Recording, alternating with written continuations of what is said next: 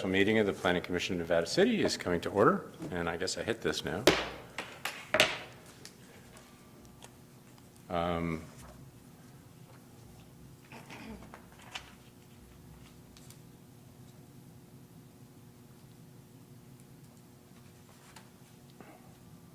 right, this Planning Commission meeting convenes on the ancestral territories of the Nisenan City Rancheria Nisenan tribe. Rod, would you like to lead us in the Pledge of Allegiance? I pledge allegiance to the flag of the United States of America and to the republic for which it stands, one nation, under God, indivisible, with liberty and justice for all.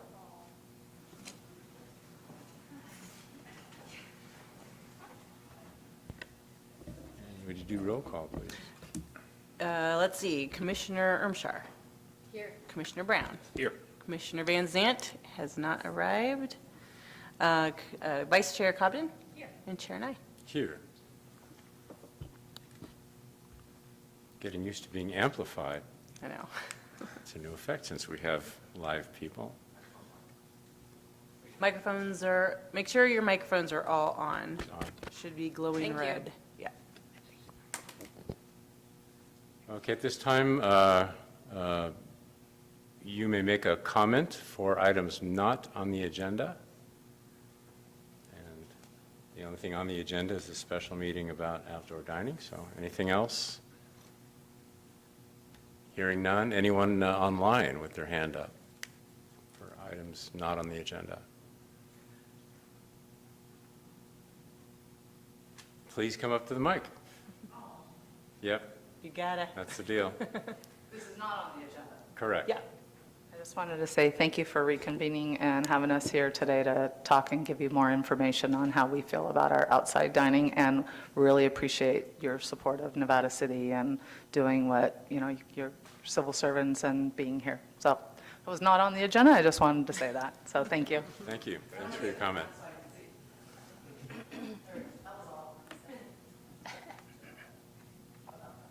So, item one, the only item, public hearing on the outdoor dining in the public right-of-way, the draft ordinance. We're going to read through it, and the commission will offer edits. And the goal is to clarify at least our recommendations, and then send them on to the city council for their commentary and/or ratification. Yeah, so sorry, my computer just, I can't see what I'm sharing. Okay, there we go. I think I mentioned that we started this at the last regular meeting, July 21st, 2022, and my battery unfortunately died, and the Planning Commission decided to continue the item to this special meeting. We, as I mentioned before, a lot of these standards came from other jurisdictions who've already implemented similar standards, and then just based on other things that our Public Works and City Engineer have noted. So with that, you guys did start a couple of edits. I'm just going to go through them real quick, and then we can start from there. And I'm keeping them in tracked changes, so don't make me see a red line.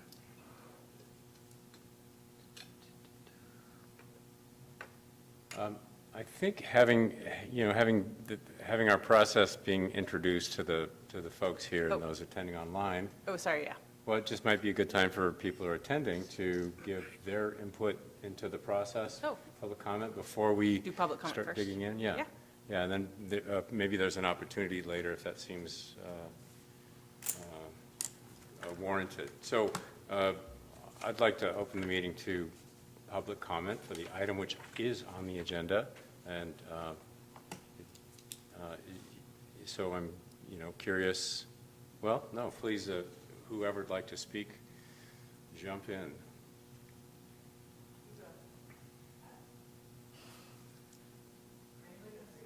Okay.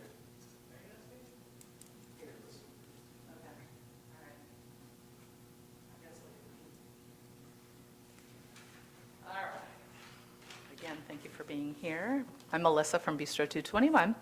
And after thinking after the last meeting, it's been 2 weeks, and again, I really appreciate the chance to come back and that you all took the time to think about everything as well.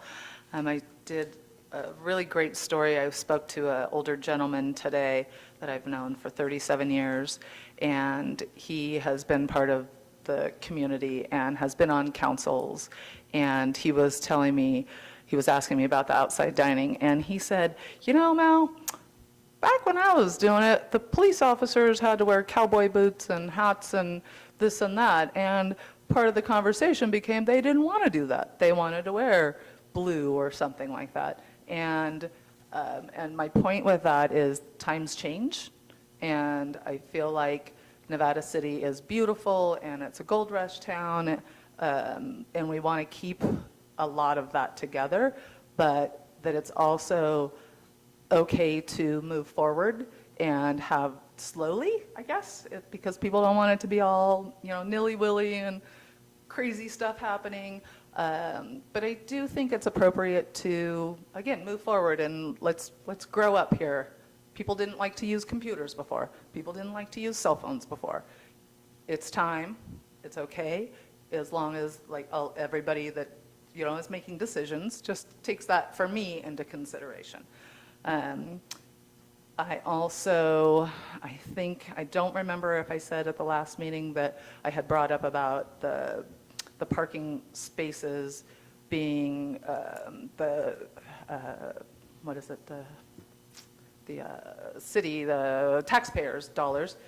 I wasn't sure if I reiterated that I also generate money through tax dollars with my sales tax. So that being on top, with the thinking about the cost of me keeping those parking spots, that my sales tax revenue has gone up. And it would be interesting if there was a way that we could do a survey to find out if people would actually sit inside instead of sitting outside.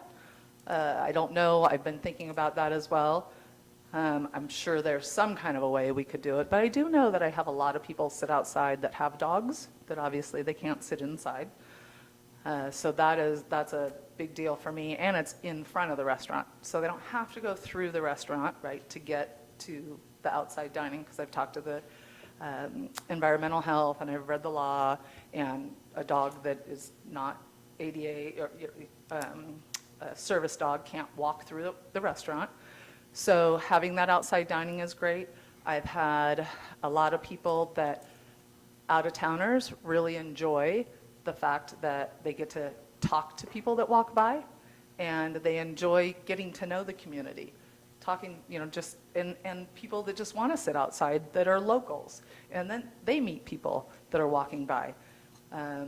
Or they see their friends, and I really just feel like that is also a wonderful sense of community. I just love it. It costs me more in my air conditioning bill, costs me more in my heating bill. It goes back and forth. So they're opening the door, and you got lots of heat coming in. Blast the air conditioning so people are inside and they're comfortable. I have no problem with that. My other thing is the cost, and I don't remember when I was reading over the paperwork that the city council had sent in, there being a specific dollar amount that was around that, but I've heard crazy numbers, and I can't do it. I won't do it. It's not an option for me to spend a crazy dollar amount, and for me, crazy dollar amount is anything definitely over $10,000, and that is construction and things like that. I would rather give my employees raises. I would rather attract a higher level chef to be able to if I need to spend all that kind of money. And then my concern when it comes to spending large dollar amounts for the outside dining is, then is it mine?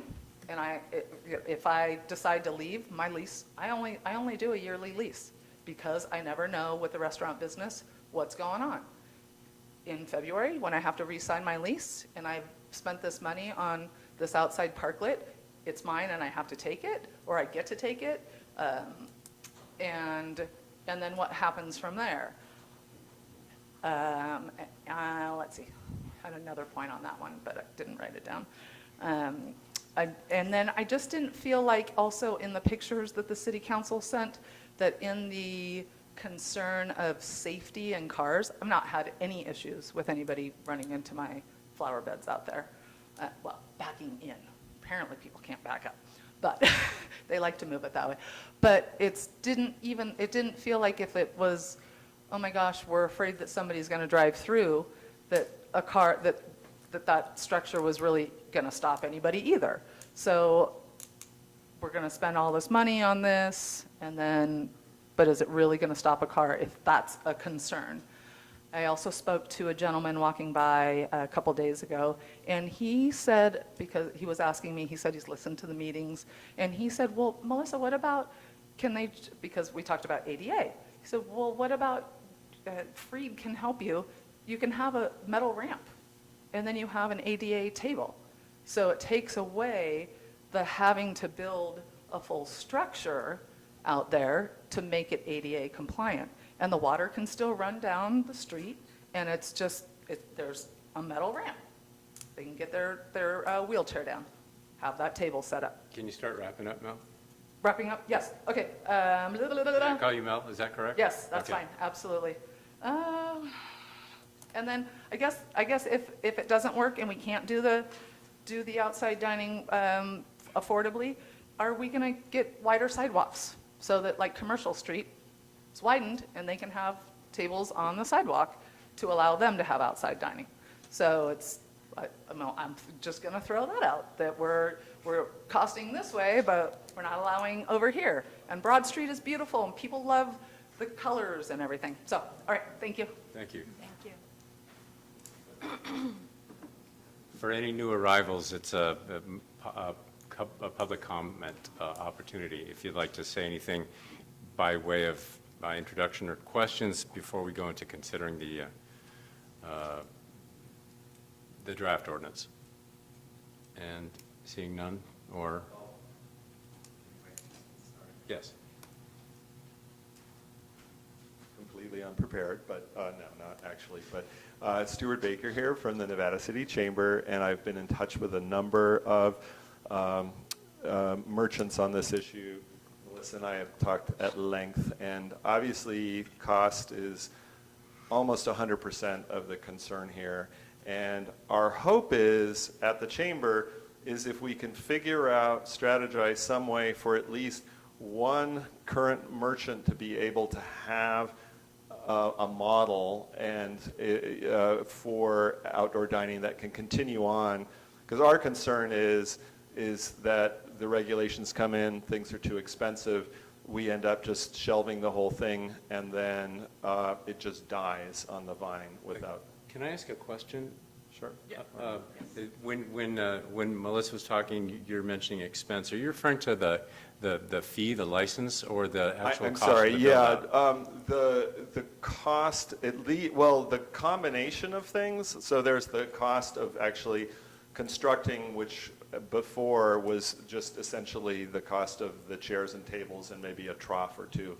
So there is the cost of that is borne on the merchant for putting the hardscape there to make it happen. And then there's the cost to the city, which of course we don't know until council meets and decides on that cost. But and I know that's not the purview of this commission to decide that. So, but it is something to consider in the process, because we know that any use of the public space will require some sort of fee.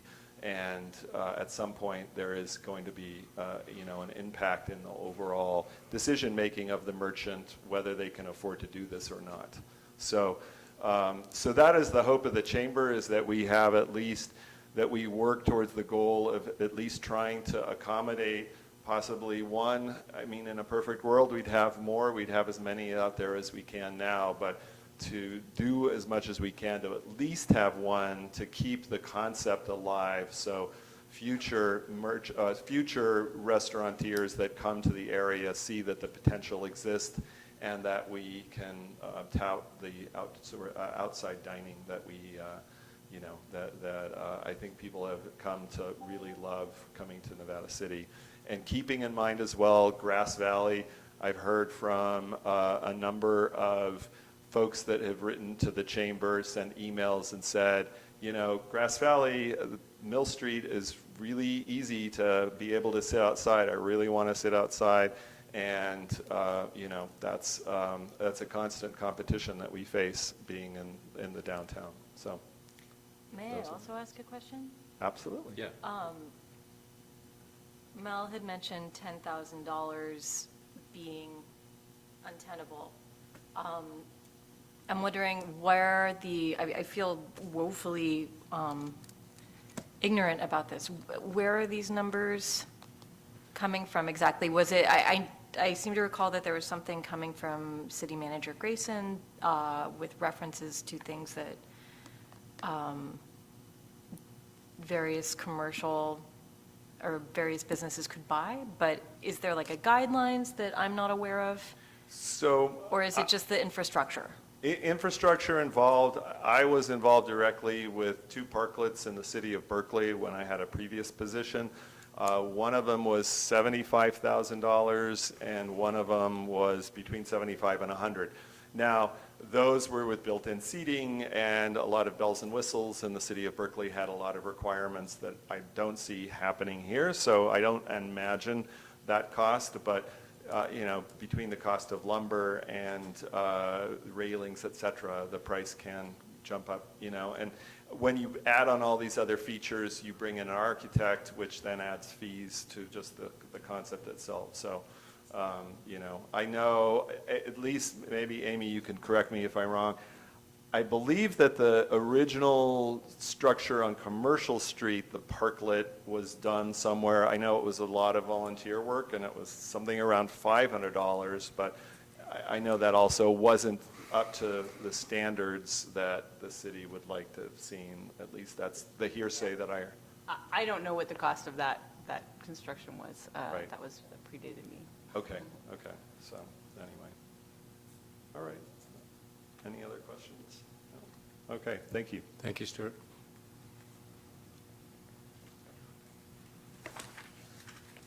Okay, so shall we pick up where we left off, reading through the ordinance? Oh, yes. You had a comment for us? Yeah, man. Yeah. Please. That's true.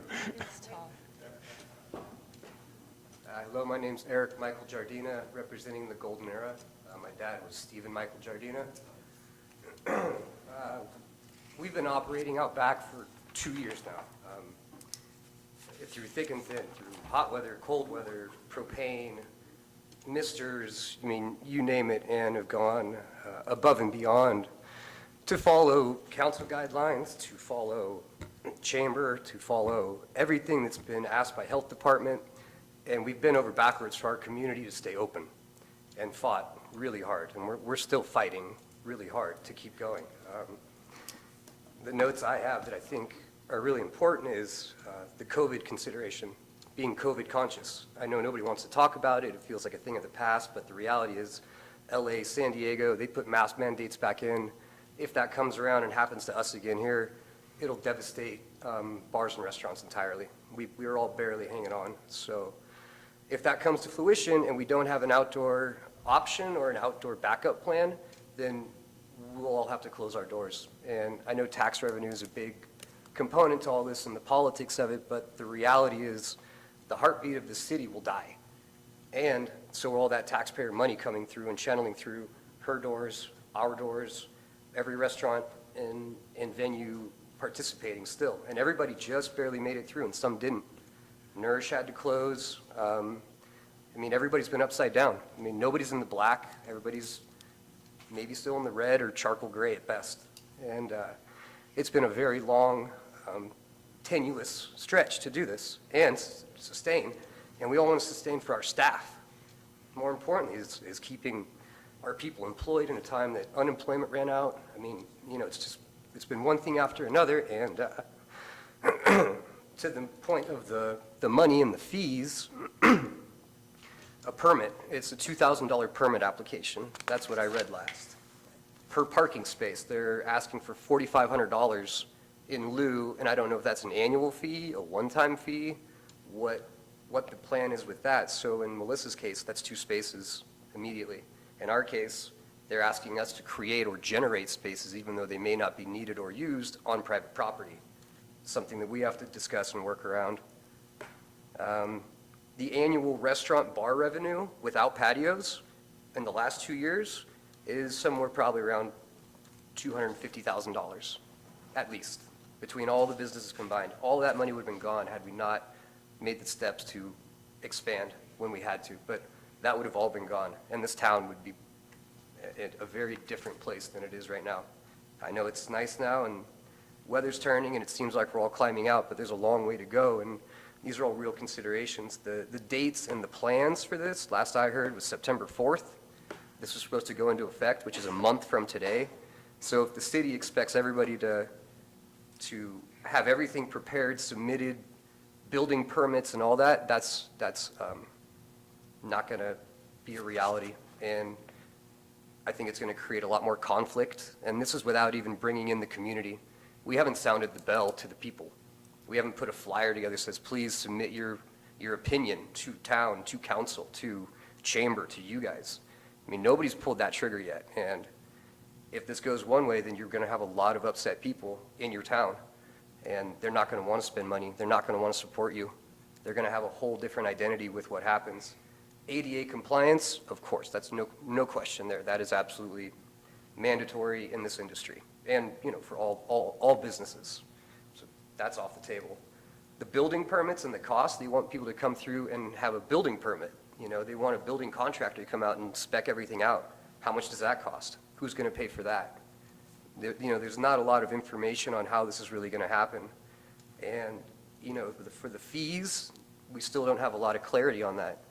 And it doesn't sound like there's a backup plan. They just want consistency in town for it to come back to the cookie-cutter, beautiful town that they film Christmas movies in. It'll always be that town. It's been that town for 150 years, through thick and thin. So, I brought my dad, because I'm talking on his behalf, and my family, and my staff, and my town. I'm born and raised in this town, amongst all of you. None of you were born here. Take that back. But I Don't am forget from Wendy. here, and I left for a long time, and we all try to bring something special back and support here. So I think as business owners, we're just looking for understanding and clarity and support, because we're not out of this. It's not that rosy yet, and nobody wants to see town fall apart. Thank you. Thank you. Are there any commenters online? I just want to clarify, because I sent Cindy an email about, because so this ordinance is for right-of-way dining. We already have something in place for private property dining, and that's the $2,000 fee that you're referring to, and the potential in lieu fee. So it's not really part of this discussion, but we can talk about outdoor dining on your private property, if we want to set up a meeting or something. And are there any comments from the public for people who are online, watching on Zoom or?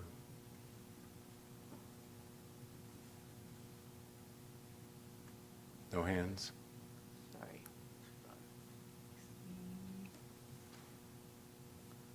No attendees right now. Okay. All right, then we'll close the public comment period for now and move on with going through the ordinance bit by bit. Okay, so as I mentioned, we had started going through this, and I think the consensus was that we'll go by section. And I'm in compatibility mode for Word. I don't know what that means, but it says it might affect functionality. I don't know what that means. But I can't get a regular one. Do you want paper notes? No, it's fine. I mean, I gotta save them somehow here, because that's how I'll have to provide them to the city council. But let's see. Window here. No good place for my Zoom window. That's not in my way.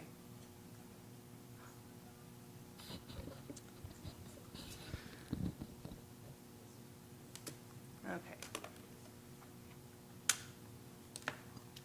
So this was in the section of, so operational standards for, that would be applicable to all dining encroachment permits. And so this would be both sidewalk and any parklets. So, ooh, too much.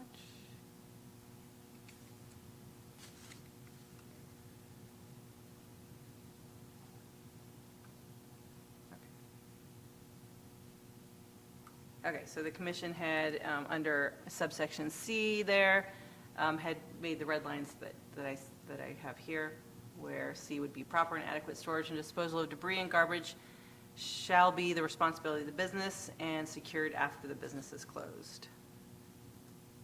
And then under D, the permittee or its employees or volunteers shall walk a 25-foot radius as opposed to 100-foot from the outdoor dining encroachment permit area within 30 minutes after close of business and shall pick up and dispose of any discarded trash within that radius. And did we get any further? Okay, so under, I guess I, for all portable furnishings and fixtures shall be stored inside the business when the business is not in operation and shall comply with the following standards. Subsection 4 of I was changed so that it reads, furniture shall be rated to meet standards at the discretion of the fire department. I think that might have been as far as we got. So are there any more changes? And I can just kind of go through and we can read through them. I have a thought back on I, or if anybody, please, anybody who'd like to jump in, but I'd like to jump in. All portable furnishings and fixtures to be stored inside. I wonder if we might allow tables to be left stored outside and to be somehow secured to the parklet structure or railing. Chairs, I imagine in most cases would be foldable and easily stacked, but tables would be pretty difficult, I think, for many people. That could be an option. If I like that commission- idea as well. So that's Yeah, that's fine with me. all right, let me Wendy, yes? try something here. So, residents, I don't, Yeah. members of the audience speak or? yes, but can I have you come to the mic? I mean, sorry, it's up to Yeah, the no, chair, I but. think that's fine. We have. Yeah, sorry. I mean, look at Robinson Plaza. I mean, that's currently, right now, is the situation there where tables and chairs are placed, and they are in, for the last number of years, perfectly good situation and kept fine, so. And we're talking about those which could be moved potentially, not the ones that are bolted into the cement. Right, yeah. So there's the wrought iron tables and chairs, and they're there every night, and they never, have any damage or are stolen or are used in any abusive way for any of the structures nearby. So just for point of reference. No, I just want to point out that this is for both sidewalk dining and parklet dining. Correct, So yeah. I'm trying to figure out how I should say it should be secured. Should we just say secured to the building or to the parklet structure? Secured to a permanent structure. But not like we wouldn't want it like secured to like our gas lamps or something like that. It does raise, excuse me, it does raise a question that when you first brought that up, I was thinking of the parklet dining, which I don't have a problem right. with. I wasn't thinking about it so The much as, yeah, exactly, permanently being a fixture on the sidewalk. So maybe it should be with the exception of tables within a parklet? Do we have a problem with tables permanently being on the sidewalk? If they're not secured, they could be moved to obstruct the right-of-way, causing a problem for the city. That's a concern. What is the difference between them being in the right-of-way during business hours versus not? During business hours, I would think that they're under the care of the operating business, so they're not going to be like moved haphazardly into the pedestrian traffic lane, but after hours, they could, and cause a problem that might, need to involve, some authority. I think we have someone offering input. Hi, my name is Teresa Mann. I own J.J. Jackson's on Commercial Street. I simply wanted to say, would it not be easier to separate the discussion around sidewalk versus parklet? So we do. But so it starts out with all standards that are applicable to all, and when all portable furniture had to, so it might be just that we have to remove this section from here and have it twice, once, and, because we have it set up so it's, everything that's applicable to all of them, and then applicable to just sidewalk dining, and then applicable to just parklet dining. So that might be a cleaner way to do it. If that's what. However it works for you, but I was thinking, just from the audience, it seems it's hard to think about both of those at the same time. Okay. I think to the best of our ability, we should find things that apply to both circumstances and separate them as necessary. So if we can come up with a uniform format here, then that'd be good. If we Yep. can't, Then we can that separate. is what it is. And just a reminder also, this is a, an advisory to the city council, and there will be another input session with the council, and hopefully they won't have too much work to do after we finish, but Right, so in that case, are we concerned more with the aesthetics, or are we also concerned with legal issues? Amy, Russ? I mean, so we work, and Russ might want to chime in as well, but there is a clear path of travel that needs to be maintained. And there was concern that, things could be moved into that area if they're not secured. So I think if we can make sure we can keep that, I guess it's 4.5-foot clear area as we've written it in here, if we can ensure that that's going to be maintained, then, So I have general concern that I want to get to when we get to the 4.5-foot discussion. So we can hold off. Maybe we want to discuss that more when we get to that point. Maybe it would be best to separate these.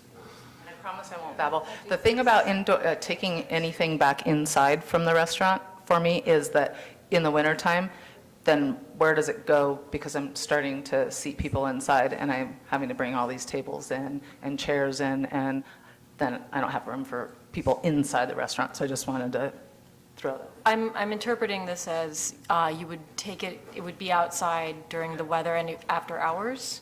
It would be taken in when the business is no longer active, or when you're closed? So we would take it out while it's raining and snowing, so that, and I don't know, I'm just because of the 2 years I've been doing indoor, outdoor, indoor. So that, and that's why I have my little chain around my stuff, so that I don't have to do that, because it's a lot. Right.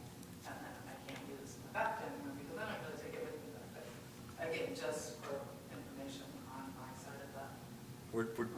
we're definitely breaking the format here, but a good question comes up, and that's, for me anyway, which is, so that's what you've been doing. You've been securing your stuff out in your parklet, and not taking it indoors. And like chaining it or tying it? I have one thin little chain that just goes through each table and the folding chairs, and we put them all together, And they're folded up so as not to be accessible by yes, folks who aren't customers correct. after The only hours. thing that's not attached together are the umbrellas. But then I just take the chance, and somebody just cut one last week, and I replaced it, but that's my choice to keep that up. But so yes, I do have a thin little chain that goes through everything that makes it nice and tight.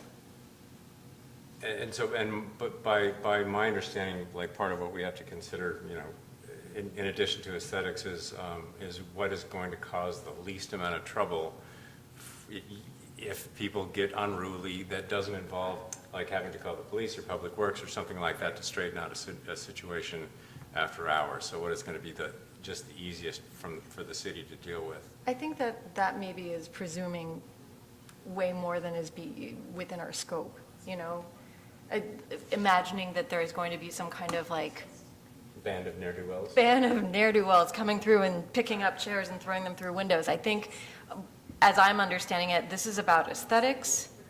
This is about also helping businesses thrive. at the very least survive. And where I'm coming from right now is if something is good enough to sit outside during business hours that we approve, it's probably good enough to sit outside after business hours. It's going to look fine if we approve it. And having taken a walking tour around town and seen what people have done in general, things look great. I mean, even after hours when things are tied up, like, of course, there's some complaint about Spring Street, for example, but in the grand scheme of things, I think I would rather help a business to thrive than be concerned about the aesthetics of a chair folded up after hours. So this may be where I need more clarification, because my assumption is that, truthfully, the smallest consideration is the aesthetic. That's actually pretty simple.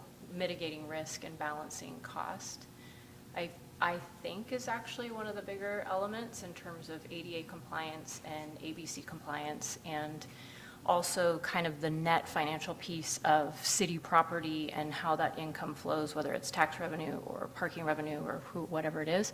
But I could be wrong. So I might need a little bit more Yeah, give us some clarification on what are our most important objectives in this ordinance. Is it about the way it looks or about the way it functions? I think it's probably fair to say both. I don't know that council specified what they wanted you guys to be looking at, but generally your guys' function is land use and aesthetics. So, yeah, I guess that's the best advice I can give you. Well, because I feel like I'm hearing a lot of people are concerned with being overly regulated on aesthetics, and so there's a lot of great suggestions about how we could compromise there. I don't know if that addresses still what I'm considering to be a big piece of it, which is what is responsible from the use of city property in terms of safety, in terms of, safety, liability, and so forth. So that piece, I don't feel like we're giving that as much attention, the resources it takes, drainage, all of that stuff, there's a real impact. We can make it all look good, like, I have no doubt. Yeah. And we did, work with city engineer, and, a lot of the standards in here are in order to mitigate those safety concerns. Right. And, yeah. So to me, that's the bigger why behind probably even some of the expense that we're nervous about, is it's not to be, at least from my point of view, it's not about stringency on being cookie cutter. Like, I think we all have this idea about being cohesive because we love our town. It's just, I'm thinking about the city having ultimate responsibility for that property and making sure that the city has no risk. The city, is not overextending itself in terms of what other things are accidentally created or overlooked. So, Can we get Russ to weigh in? yeah. Well, since we're sort of doing this, what we understand our mission here to be. Yeah. Rod, would you like to Sure. make a statement also? I would. I think it's also about the passage of people in the sidewalk as well. I mean, I think we've assumed 4.5 feet because that's what it is today in some of the temporary ordinances and where it's set up. But that's below a typical ADA standard, which is a minimum of 5 feet. And if you've walked across the Pine Street Bridge right now, that's about 4.5 feet. And you have to turn sideways when you pass people on the Pine Street Bridge. And if I were in a wheelchair, it would be even more difficult to pass that. So, based on, the guidelines that I've referenced before, 5 foot is typically a minimum, and 6 foot tends to be much more comfortable. But anyway, those are things I want us to consider. I don't want to get into those numbers right now, but I want to make sure that we talk about, all of those aspects as well here too. There should definitely be another going over by the council or by the city attorneys for things like that is important, I think. But anything else in terms of how you understand? I would be clarified there, though. It's not just a standard and a minimum we want to meet. We want to have, comfortable passage that encourages people to, use our facilities. And I understand we're making trade-offs, between the benefits to our businesses and the passage of people along the sidewalk. But especially before we, consent to permanently, restrict something to 4.5 feet, I want to make sure we do these considerations. I think in terms of the other things, I agree that I am honestly less concerned about the aesthetics than a lot of things. I think some of the issues that have been raised before, I think we all agree we're not going to do the plastic cheap chairs out there and things like that. And I think we all agree that we're going to find something that's compatible, with, our architectural styles and not be overly restrictive. So in general, I think we've got, the important topics covered here, but I want to make sure we consider the one that I mentioned as well. Well, what I understand our mission to be is, well, I would just personally, and I think it would be very good for the city to have it as easy as possible to have an outdoor dining venue if you want one. And it might be parklet, or it might be sidewalk, and I mean, what ADA standards, that's a thing. But maximum comfort might be sacrificed to some degree where it's possible, just possible, to have a couple of tables in front of a dining establishment. It looks great in the city, it causes buzz, it's good for all the businesses, as Mel said, and also I think we're looking for a way to preserve our aesthetic without being cookie cutter. But I think we've all seen examples of cities that are dealt with like the major, like the darkest part of the pandemic, and there have been some really visually chaotic solutions. And I mean, San Francisco, everywhere, it's like, oh no, the cityscape's been destroyed kind of, and we're really looking to make it have it look as nice as possible while having lots of room for individuality, but still fit. And maybe Amy Cobden is making a comment by not saying anything. And cost and ease of like, it'd be nice to have some standardized processes so that the applicants don't have to go through a lot of hassle to get their things approved, and maybe some flexibility where it's called for, or and so we'll work to, that's what I think our goals are. I mean, all of the above. Yeah. And maybe our concern should be like sort of less about what's good for city liability. That'll be straightened out. I think part of, though, what already calls to it, though, is when we're drafting an ordinance, and it can be revised, I guess, and that could be a good thing, too, that even some of these folks, maybe we don't have a good view of exactly how this proceeds. And I think I asked about it last time, because I am somebody who likes to understand strategically what are the steps. And if I'm in step B, but there's, 7 steps to come, where we know that these other things are reviewed, that's another story. But if we're saying we're voting on something that talks about clearances that won't get another look, I'm not comfortable with that. You know what I mean? And we did discuss, so not just to talk about the clear path of travel, staff was also more comfortable, and originally we had drafted it at 5 feet. We got information that 4 feet is the legal standard, and at the workshop, there was a request by merchants to look at something less than 5 feet, and so we sort of just compromised at 4.5, and that was where we landed. Yeah, and part of my discomfort with something like that is because I'm not the expert on it, right? So it's really out of known ignorance to some of the things about regulations and safety and so forth, that our decisions could inadvertently be, setting precedents for, right? So that was where, in the last meeting, my interest was in knowing, like, what kind of data do we have about even the financial aspect? And what I come to understand is that that's not our role. And I'm fine with that, but it's something that has to be looked at. And to Eric's point, what do the citizens want? You know, I know there's a lot of anecdotal feedback on that, and I think everybody loves outdoor dining, me included. You know, I love the way it looks, I love the way it feels.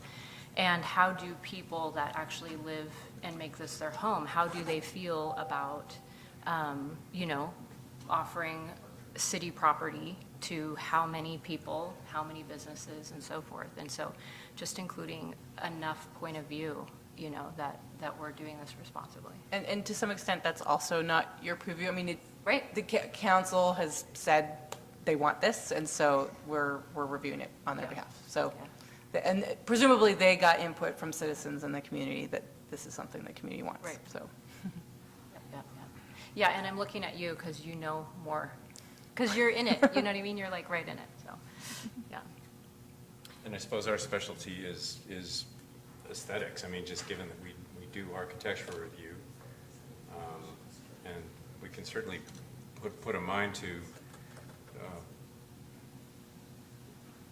suggesting edits which could reduce cost. Or even, if and possible. generally putting things like, you know, I guess for me, or if maybe this, I don't know if this gets at kind of what you're calling out, Rod, but like when it comes to certain clearances and so forth, can we generically say as required by ABC, as required by ADA? You know, those types of things, I think, feel safer to me than, I feel comfortable recognizing what my limitations Yeah. of knowledge are in this area. I mean, I think Rod is probably our our guru. Right, one of the right. most Yeah. expertise Yeah, in and, that area. and, you know, there's a number of things. There's sort of the legal minimum, you know, which gets you one standard. And then there's, you know, sort of best practices, you know, a minimum there. And there's a recommended width. So there's sort of, I don't know what the legal minimum is offhand, but I believe you, Amy, when you said it was 4 feet.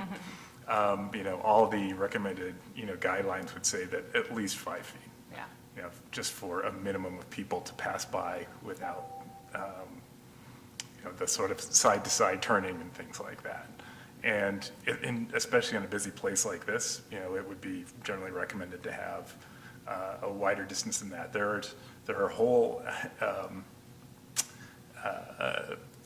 what do I want to call it, standards put together where you can do analysis based on, you know, the closeness of the wall, you know, how high the wall is that you're walking next to, how far people tend to shy away. You could go into a whole bunch of details, but at the very minimum, you know, at least anything that I would recommend in my professional practice would be 5 feet. You know, so, but anyway, I feel like we're getting off of our Well, I mean, goals not really. here. It's- Yeah, It's yeah. definitely illuminating, but since it's very unlikely that Broad Street will get its sidewalks Right, widened right. in the near Right, future. But Right. nice suggestion.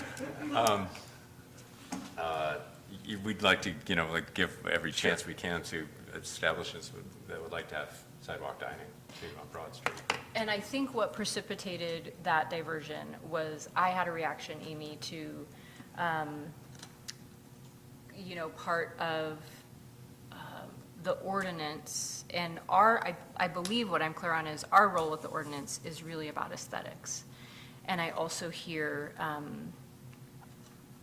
a lot of, I also see in here a bit that goes beyond that.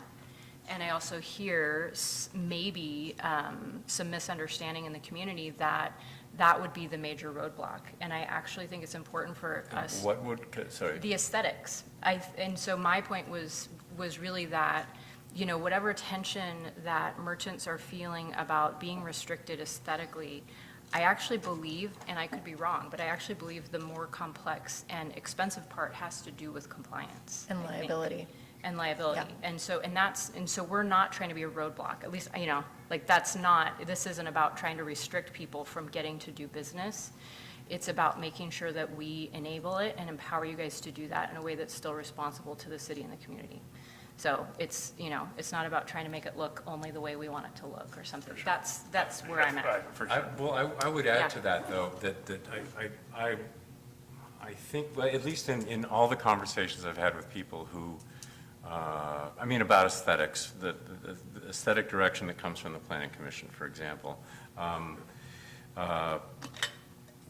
everyone appreciates the overall context of Nevada City as it is, and there's our ordinances are designed and are effective in preserving the unique look of our town.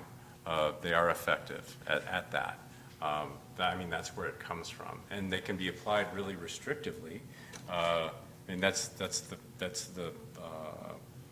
what a deliberative body is for, and I think our goal is, at least this commission, is to be as open to creativity in the aesthetic realm as possible. While I mean, there needs to be an overview, an aesthetic overview, someone looking at the whole picture. I mean, at least that's how I see it. So certainly being restrictive and really like cookie cuttery is not the goal at all. It's a balance. And just one thing that might help you guys is that it's an encroachment permit that they're seeking. So it's not, so generally encroachment permits are not under the purview of the Planning Commission. In this case, it's the purview of the city engineer. So he has to deem it safe before he will grant an encroachment permit for this purpose. And the way we've got it structured here is that a sidewalk dining would not come back before you guys. If they meet the standards, then they get their encroachment permit from the city engineer, and they can go ahead and do their dining. The parklet would be a conditional use permit, which is similar to how we allow other private outdoor dining. So you come through, you have to get, in this case, you'd have to get the encroachment permit along with the conditional use permit. So Brian would do, or the city engineer would do a review first and make recommendations to the Planning Commission before it comes to you. But in that way, the process is the same as other private outdoor dining. So that the sidewalk outdoor dining doesn't come before us, but Right. but parklet approvals would. Yes. And this is only regarding parklets, it's not regarding anything having to do with just sidewalks? So this is for sidewalks and And for, for both, okay. what this does not have to do with is private outdoor dining, It which does we already feel have a like we might process go for. faster if we separated them out. Yeah, and we do. Maybe. So the way I have this structured is first you go through all the standards that apply to both, and then we break it out for standards that are applicable only to sidewalk dining, and then standards that are only applicable to parklet dining. So maybe we hold that discussion. Yeah. This, Yeah. The way we got into this is the furniture storage. Yeah. Maybe we hold that and discuss it in each Yeah. separate place. Okay. But, I think some of that in that eye, you might want to keep, and it's just whether or not we allow tables. So we could modify this so that we keep the material shall be natural wood, manufactured stone or wrought iron. And then there's design guidelines in your packets. Needs to be traditional in style and consistent with outdoor dining furniture guide, as may be amended by the Planning Commission. The seat of the chair shall not exceed 24 inches in height and overall dimensions, and that was just really to keep, that was a standard I pulled from someone else, but it was really to keep it sort of, you don't have these flaring legs and things like that, so, yeah. So I guess what I'm saying is I could leave most of that in there if you're comfortable with that, and then that the furniture rated to be, to meet fire code, or to be at this discretion of the fire department. Leave all that and just Move the storage. portable furnishings and, move all this, so. It seems to me that direction could be applicable to both situations. Which could be. That say the furniture not be necessarily brought indoors. Oh, agreed. I'm just thinking there's separate issues to discuss with How you secure it. how we secure it in Yeah. a parklet. Right. And whether it's on the sidewalk. So I think, What do you chain it to on the sidewalk? what do you change it to, and that's when you get into more of these discussions about passage width. That's what I'm saying.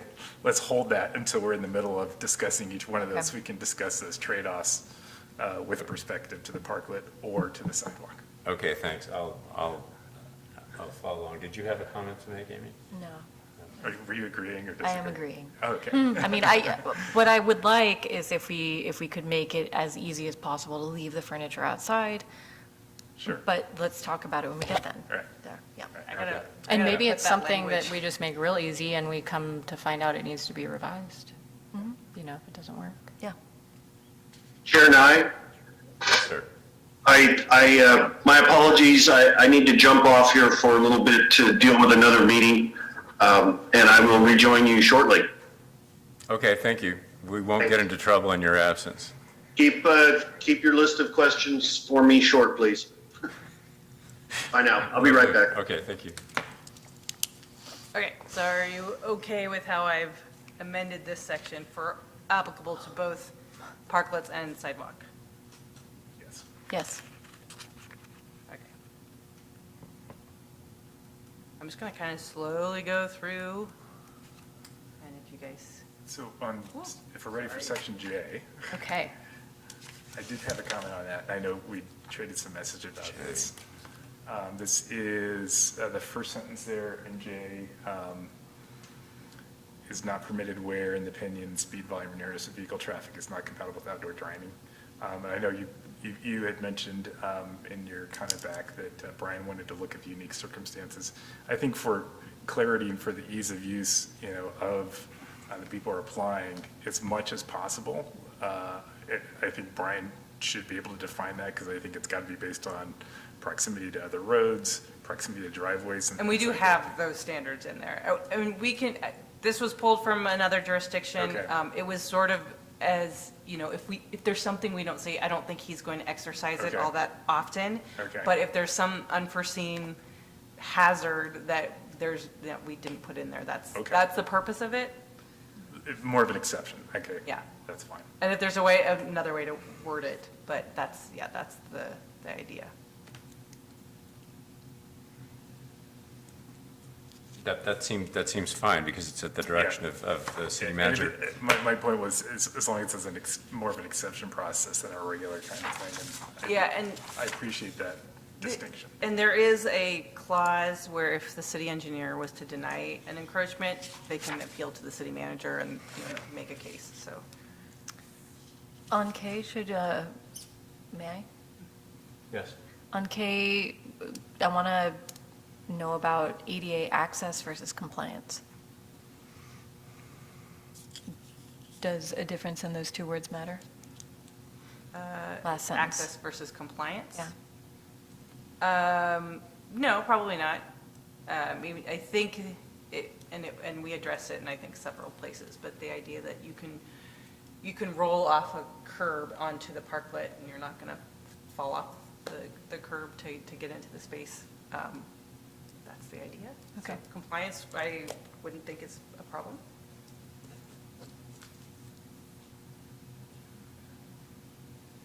I mean, I'm not, Should I change it to compliance? I think you can leave it, it seems fine, yeah. Just so it's standardized, I think.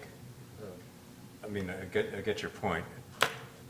If it's compliance in other spots, it should be compliance here. I don't know if it is or not. Okay. I mean, and part of the problem is that some of these standards I pulled from various jurisdictions, Right. and it probably depended. So, Presumably Russ is going to review this before it gets to the end. yeah, and I think he has reviewed it. And then also Dean will review it before it goes to council. So. Okay. 5:30. Do you want me to scroll down, keep scrolling? A section, I had something in section I K. okay, I have something on Okay. L. Go ahead. Okay, sorry. Okay. Yeah, I mean, my question might have been for Russell, actually, but I saw actually later in this draft ordinance that there is a save harmless section. Yep. And so compliance with ADA requirements would essentially be the responsibility of the business owner. Yeah, and probably a requirement of their building permit as well. So, it might be redundant, so but they're going to have to do it. Okay. Right, so it's kind of up to them to what degree they comply, so that it's not a mandated cost from the city, that essentially they figure out to what degree they comply, because the city is not liable for any shortcomings in their design. Anyway, that's so. Yeah, and that's just a standard thing because it's going to occur on city property. So that would be a standard language we would include for anyone doing things on city property. Thank you for your time. Thank you Thank for you, coming. guys. Thanks for coming. Thank you for being here. Okay. I guess I'm answered. I mean, we probably don't need this. It's probably redundant considering the building official is going to also require.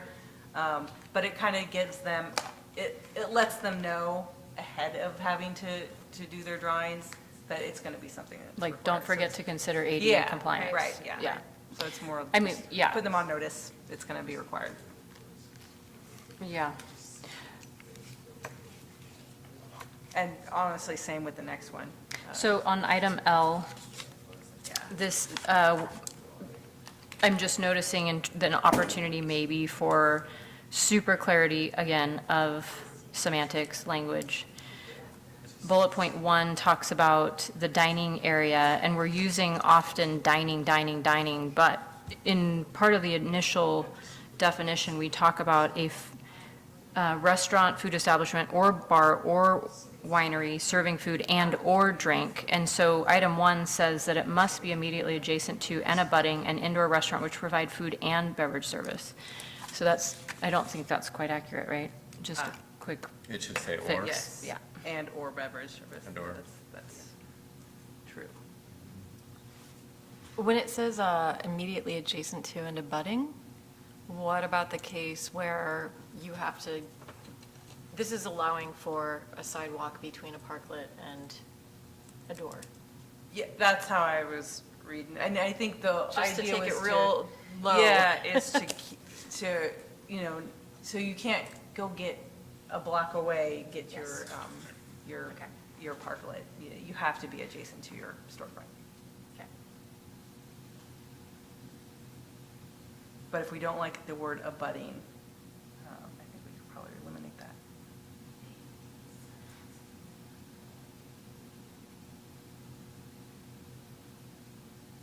I don't have a problem with it. Are there any exceptions? What do you mean? I'm trying to think of any that don't have indoor, they all have full indoor dining, right? Yeah. Well, except Golden Era does not. If they were to. Oh, yeah. Well, they're on bar or private property, winery. Winery. The too. winery. So does that disqualify them? Is there a way does that need to be considered? Doesn't the and/or cover that? Yeah, that's, Oh, gotcha. They have beverage Yeah. service, so. Yeah, I mean, it says outdoor But they serve dining, stuff but- indoors too, is all I'm getting at. We don't have any walk-up things anymore, Oh, no. right? Yeah, That no. have that would want to do outdoor or something. We don't have anything like that. No, and that might not be Not something yet. that Yeah. or that ABC would allow. Would even I don't allow. know. Yeah, okay. But no, Gotcha. as far as I know, we don't have anything like that. Heating implements.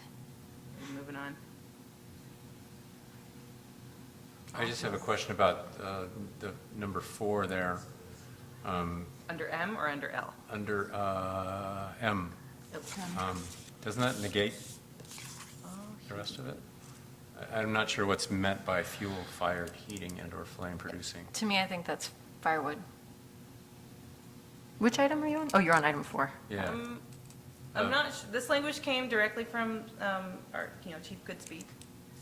So, but I think it's not necessarily just wood. I think it's also propane-produced flames. What? I think I don't understand, because Yeah. isn't that what outdoor heating devices do? Yeah, I the think big an towers. Isn't an open flame something that doesn't have a surrounding? Like it doesn't, it wouldn't be, The winery uses those. Yeah, it might prohibit, what the they winery probably does. couldn't do those, where they have the flame on top of the little. It It's can't like be a an open tabletop flame. fireplace. Do we have to go with that? Is that I like those tabletop flames. They're nice. I trust my I'm not, fire chief, though. If the fire chief Yeah. asks for it, thank you. thank you. That's language directly from Sam, Yeah. so, you certainly can recommend removing it. I would be obligated to share with the council that Chief Goodspeed suggested this language, and we could talk to him about it. Yeah, So, could we? Yeah. Why don't I put a comment in here? Or probably no candles, it probably means like no candles, right? Sure. Probably no candles, yeah. Yeah. Like, I understood that to mean But I'm no okay with all that flame. personally. There's so many options. Um, You don't have to do it. yeah, I'm not very concerned about any of it as long as people are paying attention. No, For regulatory being framework. attentive, yes. So, do you want it to remove Drinking this if Sam establishment's says okay. it's okay? Would it be your preference to remove this section if Sam agrees with the language? I would like to go, personally, my opinion is to go with the guidance of the person who's an expert in fires. And not me. Sorry. I would be I think they interested- look cool. I agree with you on how cool they look. I would be interested in understanding more. Again, Yeah. you get into these things that are minimum, and then Mm-hmm. it's absolutely safest if there's no flame ever. But, obviously we make compromises If in he other says it's places, cool, too. I'm cool. I like Yeah, them, so but maybe, I agree Okay. with like investigating it further. Okay, so I will ask him if Sam suggests that there's a way to have some kind of open flames. Right. And Amend maybe it make a or note in remove there, that. for example, Nevada City Winery. Grass Valley Brewing, that's the same thing. do they have those? It sounds like a consensus. Yeah. Okay. I do see on, and I might just not be reading this right, but back on number 2, item little I, talks about a 36-inch clearance, and I'm wondering how that is a different idea than the portable heaters in N1 with a 2-foot clearance. And N1, So comparing Where was the 2-foot? M as in Mary, item 2.I, versus N as in Nancy, number 1.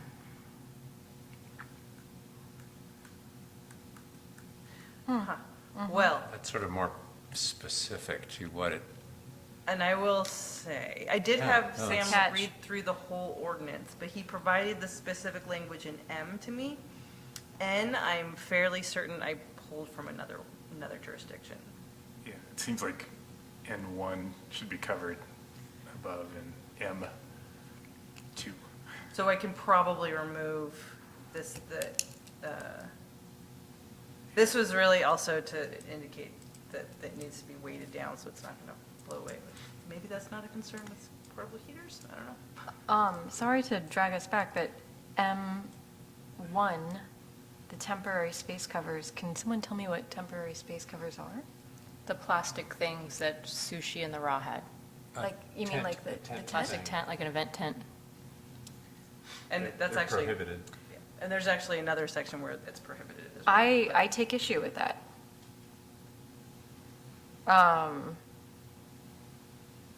May we discuss? Explore. briefly? Sure. Are we there yet? Because there's a more fleshed out section that pertains to that, I think. But we probably have to, later. if we Well, remove yeah, that. if there's a we'd more have to go back fleshed to out this. area, then, That will Is it maybe necessary- inform. Is it necessary to have it here? yeah, is it necessary to have it here? Right. Because it says the use of them of any type is prohibited, and in the winter I want to cover, in the summer I don't. Well, That's and temporary. it could, as a starting point, though, maybe if this is language from Sam, That was, the language later on here was actually because council indicated that when we were looking at the temporary standards, that they did not want to see tents any longer. So that's. And in this case, though, on item M as in Mary, this has to do with fire safety, yeah. that you can't have the fire in a temporary covering, Right. which, I don't know. It does seem to happen all the time. It does though. happen all the time. I'm not the Not- expert on this. Not fires, but yeah. they're outdoor heaters and. Right. Outdoor in heaters in the temporary winter when you spaces. also need a cover over your head for rain. Yeah. I think that this isn't really considering what I mean, I'm concerned that this is going to make outdoor dining in winter very difficult and uncomfortable. Well, and what is the definition of a temporary space cover? One example is the plastic event tent that Sushi and the Raw had.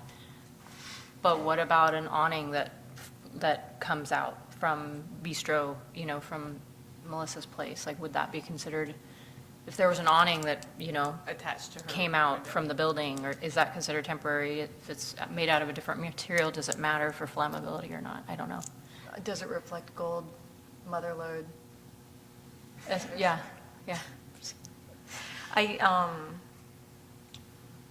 And my guess is if council's saying they don't want to see the tents anymore, it's because it doesn't reflect a mother load.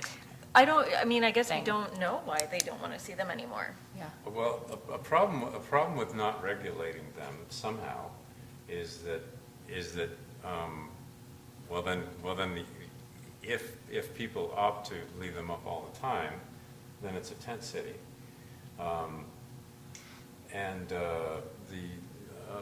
Like a business adjacent to Three Forks for example, they were obscured by Right. Three Forks tent, and so they were kind of lost back there. So I personally, I'll just put this out there unpopularly maybe, I don't like the tents myself because they are typically plastic. But is there a way to have an over thing that's temporary that isn't a plastic tent is kind of what I'm getting at. Is there a different way of doing it?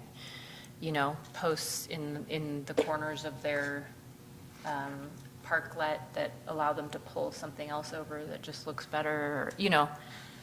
I think sorry, Rod. No, go ahead. I was just to clarify, the meet the mother load Yeah. aesthetic. Is Yeah, something that looks less Costco. I think it's going to be expensive.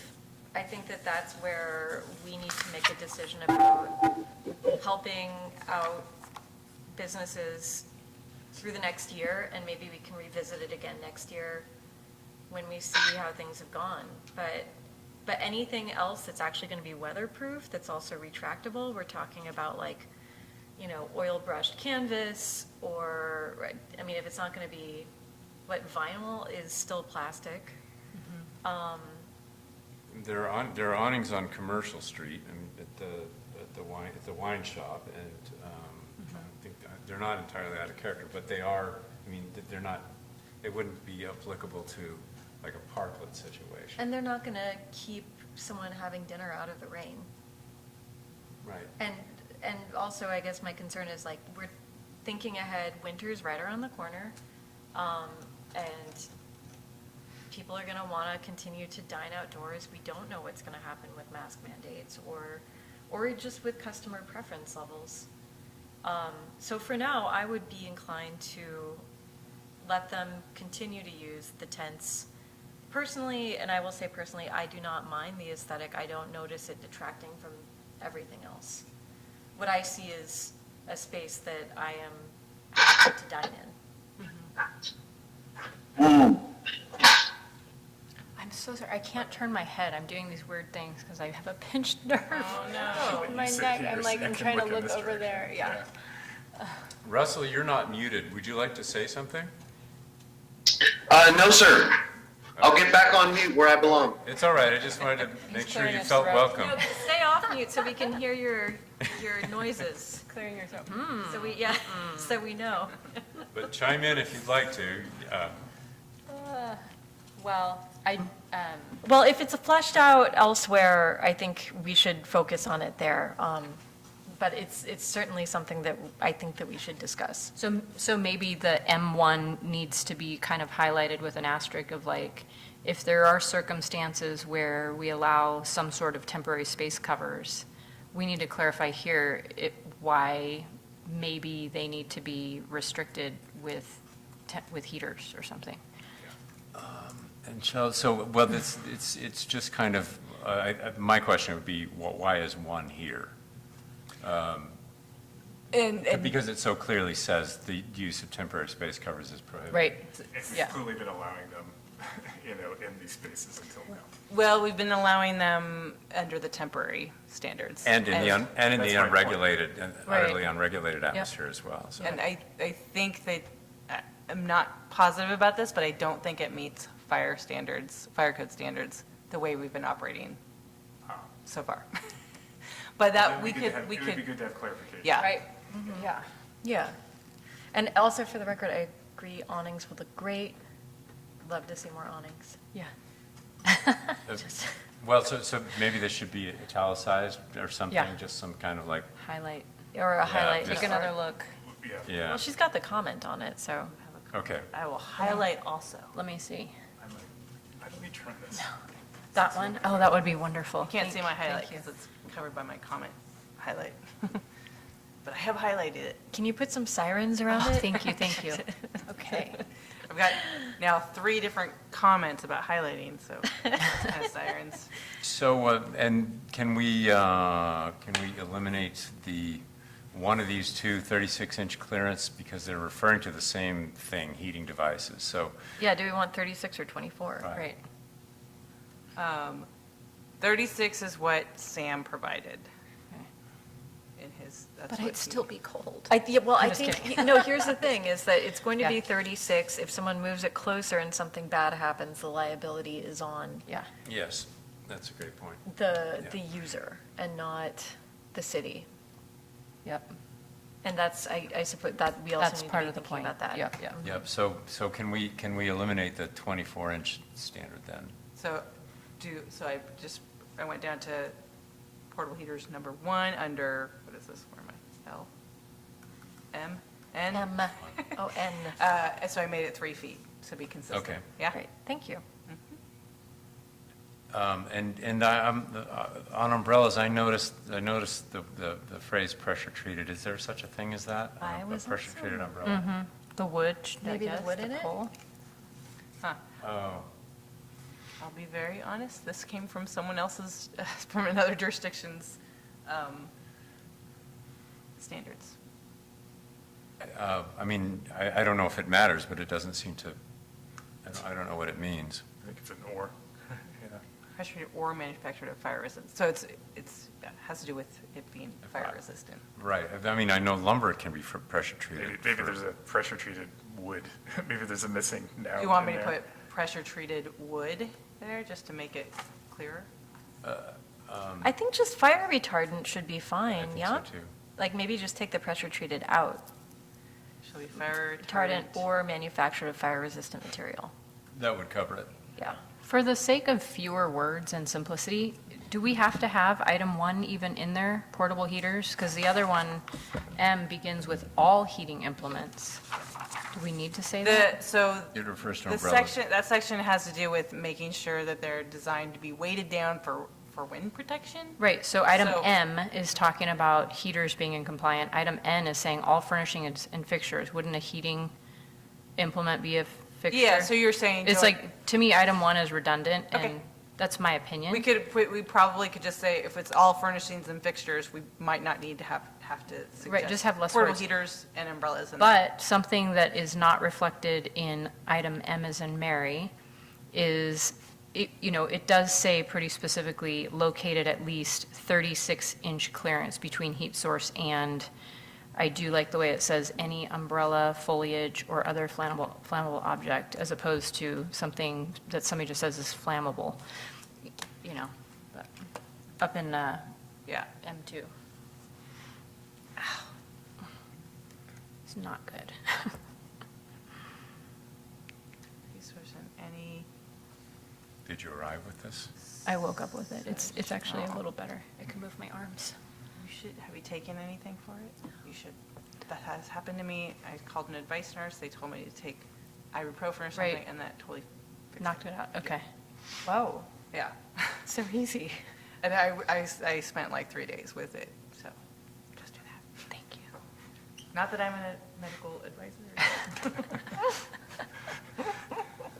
So what have we done with N? Have we, Okay, so I added, okay, I think I'm just because gonna make combustible sure. materials, what you said, Wendy, Such as any it's umbrella. pretty explicit. Canvas, any foliage, or any other flammable object or material. Okay. So, sorry, one more wordsmithing. I think there's a slightly different twist also in 36 inches is 36 inches above. N1 also says not under. Between the heat source and any flammable, so that would include an umbrella, wouldn't it?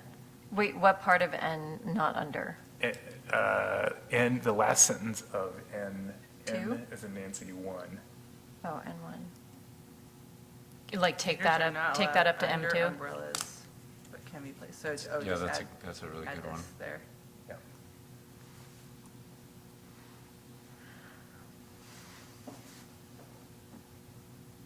Let's see. Like here, heaters are not allowed under umbrellas, but can be placed near them if clearance is maintained. Clearances shall always be maintained.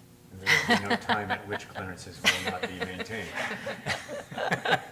Should I remove that sentence? And should you No, think it's of, kind of No, fun. no. It's really pushing the point. Wait.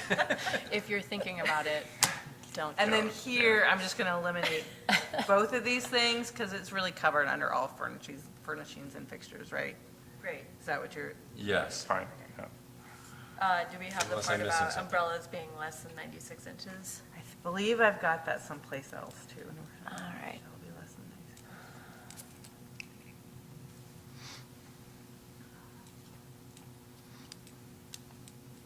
All right, anything else on those? Should I move on? Yeah. Sure. So why 1 year? Is that going to, is that normal? Do most businesses have to renew things every year?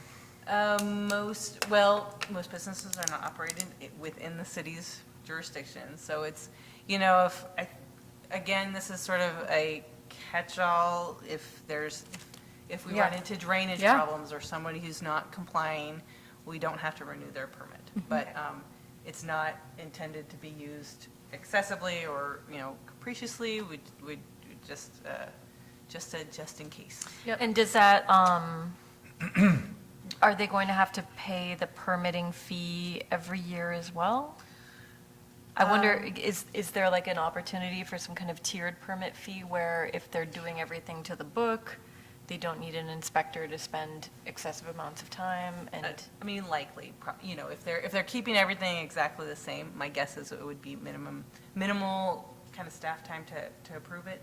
I think the idea is that it would move over, we don't know what the fees are yet, and Okay. but the idea is that sidewalk dining, fees, that's sort of minimally invasive, and so they would be fairly reasonable, easy. The parklet ones, based on my discussions with the city manager, they would be in line with, what's our lost revenue from, a standard, metered space or something like that. And The that- other thing I think of that I do believe is important for city council to consider when they're looking at all of this is the hours of operation, because we specifically spell out what the parklet or the furniture, how it looks, what we do with it based off of business hours. And so that's kind of an interesting thing too, is like if hours are very restricted for the indoor business, then that means that there's this thing that's out of service even longer, and it's not actually in use that much. It's not in use for the full business day. And I think that's a good point. That's part of the reason we had wanted portable furniture to be pulled inside. That way, it's now, can be used by the public. And why we had asked that parklets have some amount of fixed seating and could be used by the public. when Maybe the even business a is not in requirement for operation. minimum hours of usage. I have no idea, but it's like if you're only open 4 hours a day, 4 days a week or 3 days a week. Oh, you mean like, I think that you mean I don't in know. terms of their fee? I'm not even, I don't know. I just feel like it needs to be considered because that is something that impacts Yeah. the They public. will have to tell us what their operational hours are, and that's something, I know, when I talked to Sean, he has mentioned that could, Yeah. that could impact, depending on how much their business is. Yeah, and so let me, A full fee. I hadn't thought about your question, I just said I don't know, and now I think I know, my opinion. It's not about how much they pay. It's not about making the fee different. It's rather part of qualifying for holding a space, is that the space needs to be used, is my opinion. Right. Like, let's use the space. That's the whole point, is to have it be vibrant, So I don't know if there's going to be consideration to them having a minimum number of hours that they actually are utilizing the space, yeah. But what if, in those minimum number of hours, they pull in more revenue than the space would in the remainder of the day? Well, Perhaps there needs to be a ratio or some kind of. yeah, I don't know, have the answer, but Cost-benefit something, analysis. yeah, it feels like, I'm thinking of all kinds of scenarios, and I don't know which ones would ever be true or not, but what if you had a business, like I'm saying, that was open 4 hours a day, you couldn't use it for parking, and they were only open Friday through Sunday, who knows? Then it becomes dead space for the town. And I feel like part of our vision is certainly helping our merchants be successful and be able to do business outside to serve folks, whether we're in pandemic or not, to also appeal to that outdoor dining thing. But if it's just dead space, then I don't know if that's great either, Sorry, I just have a couple of points, because that was something staff considered. One is that it won't be dead space because the parklet is supposed to be open to the public the remainder of the time. And I had another point and I forgot what it was. Well, but that's good. So then that helps me think about how do I feel about furniture, right? Oh, and my other point Or was, whatever, if if you're they're only not operating open. four hours a day, you likely will not be able to make this pencil out for you, is my guess. But so, I think anybody who's operating that small of a, level of a business is probably not going to take advantage of the parklets. Maybe the outdoor sidewalk dining. Yeah. See why what you're saying is a good thing. It'd be good, but I can't think of any way to incentivize that at least from our perspective. Incentivize, like say, well, you can't have a parklet unless you intend to operate it for all of your opening hours. I don't know if, the city can't mandate that really, or how would you enforce it even? Although it certainly would be preferable if it was causing buzz and use I don't know all either. the time. Yeah, I don't know either. I just think we should have a mind to it, is all, Yeah. And somebody does. You already brought it up. Well, the permanent seating, I looked at that. We're getting ahead, but like benches that can then be used by the public, say to sit and have a They cup could of bring their coffee and coffee read the in there, yeah. newspaper or whatever, if the business isn't open. That's expensive. That really adds to the expense of the parklet installation. To Which part? mandate that. Well, to have permanent seating, to have like a bench, something that can't be, thrown Fall through the Yeah, windows. let's keep going Yeah, and let's keep discuss going. that when we Yeah, get there. yeah. Oh, okay. Yeah. That's an idea. Yeah. Okay. So item O it's a really good idea because it's a chance to just make Yes, sure it's I all think so. working. Yeah. It's really just, so if something's really not working, we have a Right. chance, we have a way of Okay. suggesting something different.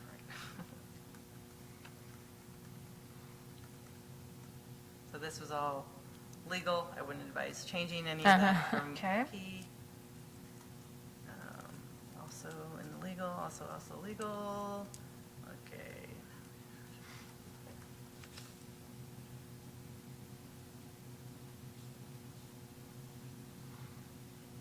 This is just a list of what they need to provide to staff. Where are we now? It's Under Q? which Q? Which Q? So 30? Q for Oh, things yeah. for all sidewalk. or park Application, equipment. okay, yes. So I don't know what this section is. So a list of and frequency of scheduled routine maintenance tasks, including pressure washing the area. One thing Public Works was concerned about was during the temporary dining the sidewalks got pretty messy. So. Is, do we want to set a standard for that? I mean, it seems a little weird Yep. just to have it in here. It's Right. like, yeah, I'm going to do, how is that going to be judged? Yeah. If somebody says, I'm going to do it every week, is that good? Could Bad? set a standard, I think it would be hard for us to enforce a specific time frame, but also, there might be times, like during a drought, you don't want to ask people to pressure wash, so, I don't know, I Or think should it's it just be, shall be kept clean? Yeah, that's what I was going to say. Wouldn't it be, like, We could what if- add a clause Yeah. at the end, maybe? And delete this. I just don't know what we're going to do with Q1. Well, and this is just, they gotta tell us, they gotta tell us how they're gonna maintain it, so I think, and then Public And- Works can ask them, can say, this is not gonna be good enough based on our standard. And maybe they say the frequency is as needed. Maybe they define it. I'm guessing our Public Works Department will not like that. And then what would have to be defined, which we could do right here, is what is needed. Is like, you can't have greasy spots on the sidewalk or whatever, right? Spilled Yeah. food, or, is that, I mean, Well, it seems like. I'm not sure what the. It seems like A ought to have a section that's a sentence that says that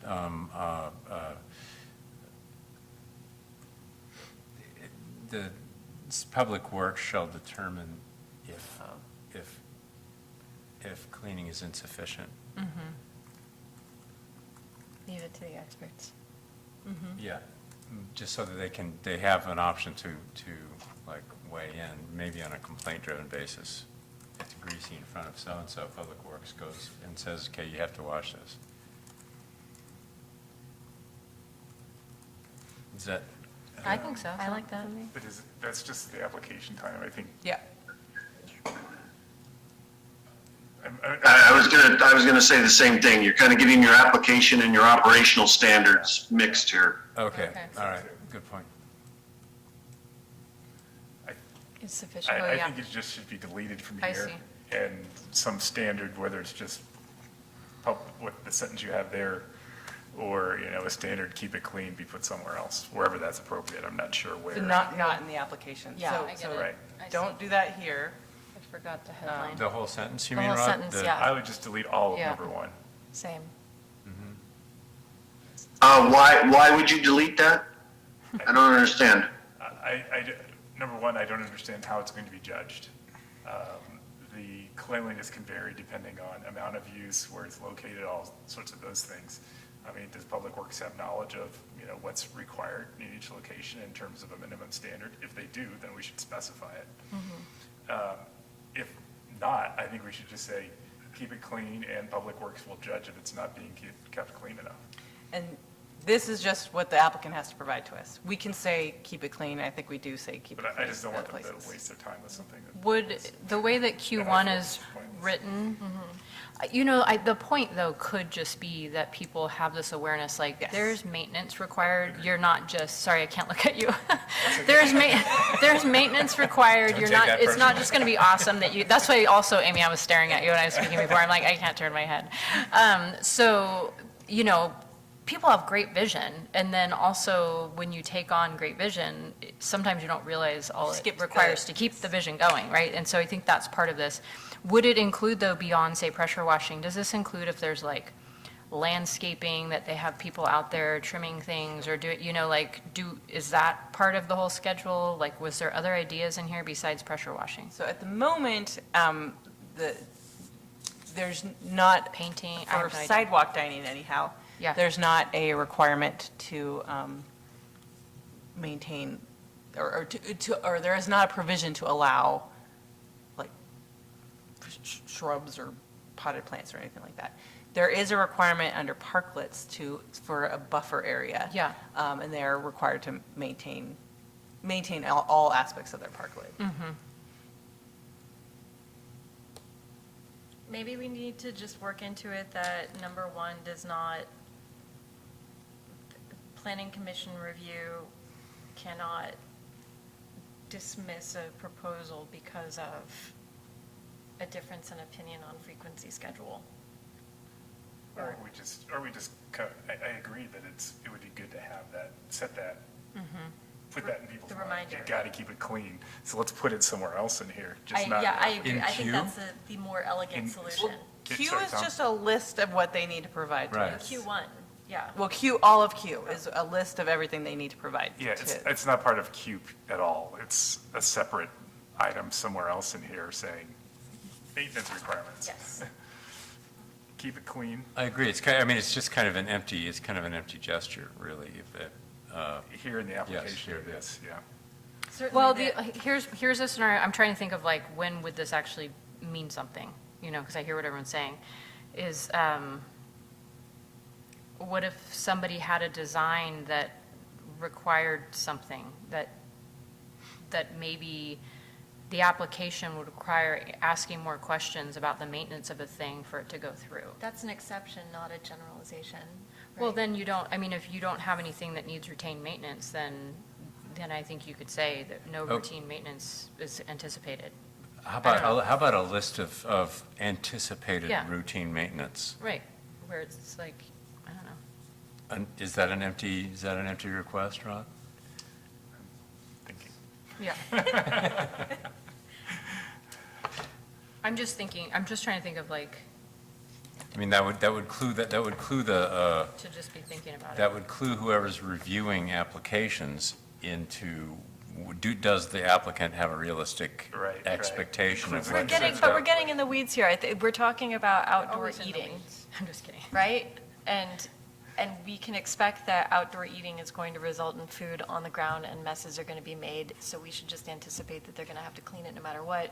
Therefore, Keep it clean. keep it clean, take one out, put it in a requirement elsewhere that you are just expected to keep it clean.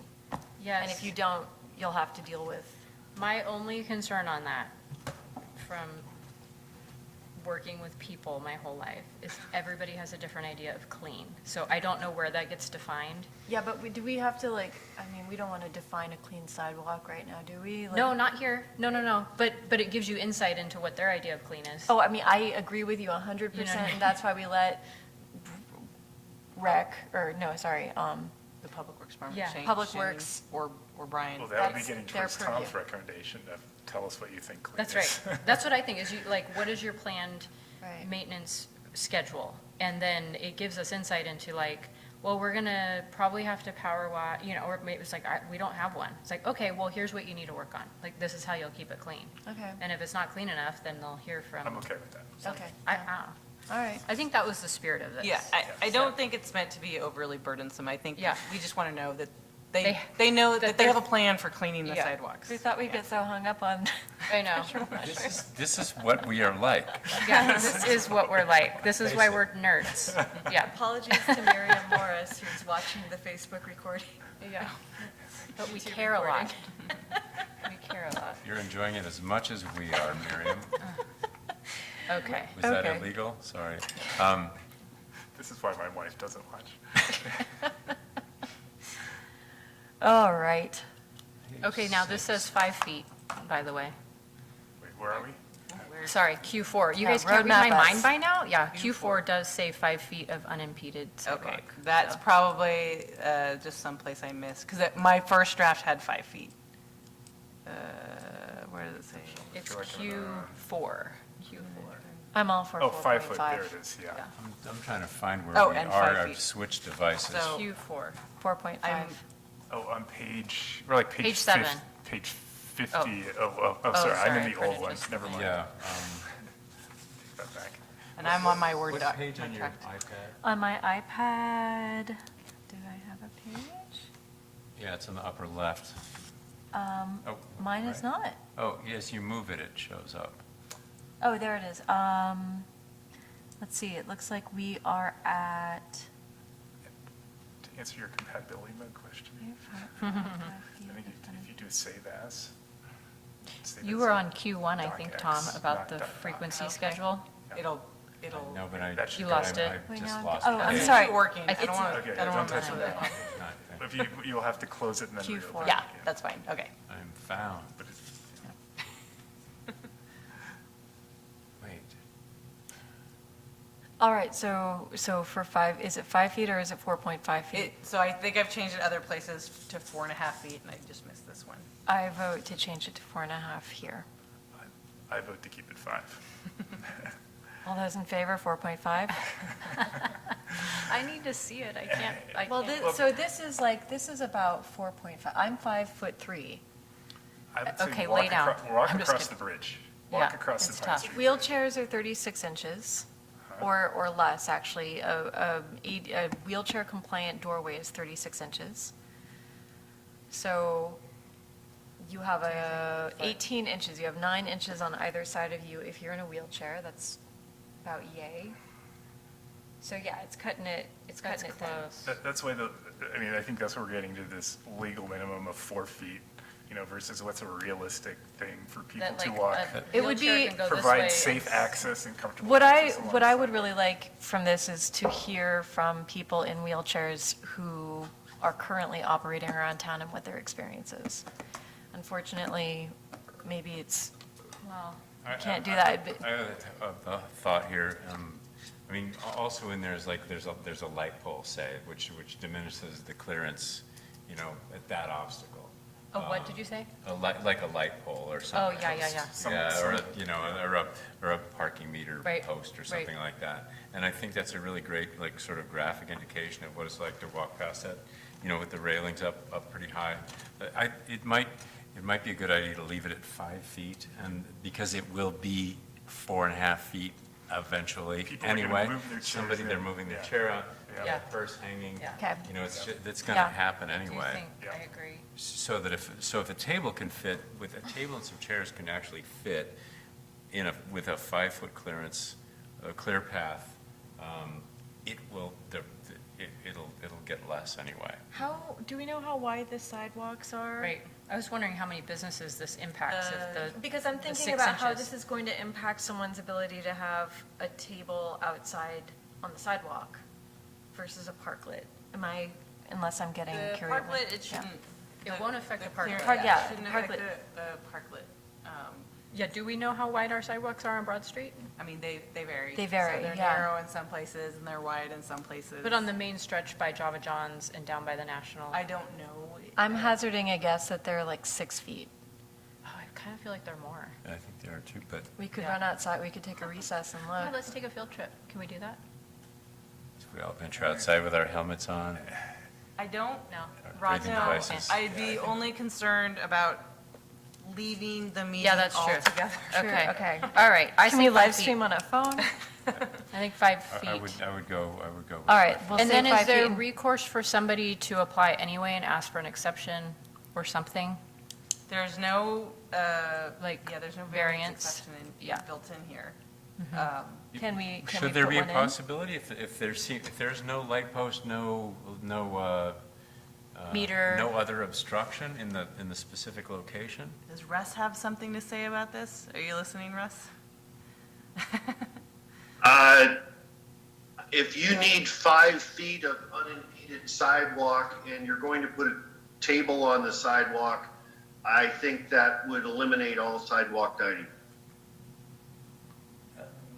Not necessarily. Unless we've measured the sidewalks, I don't know if we can say that.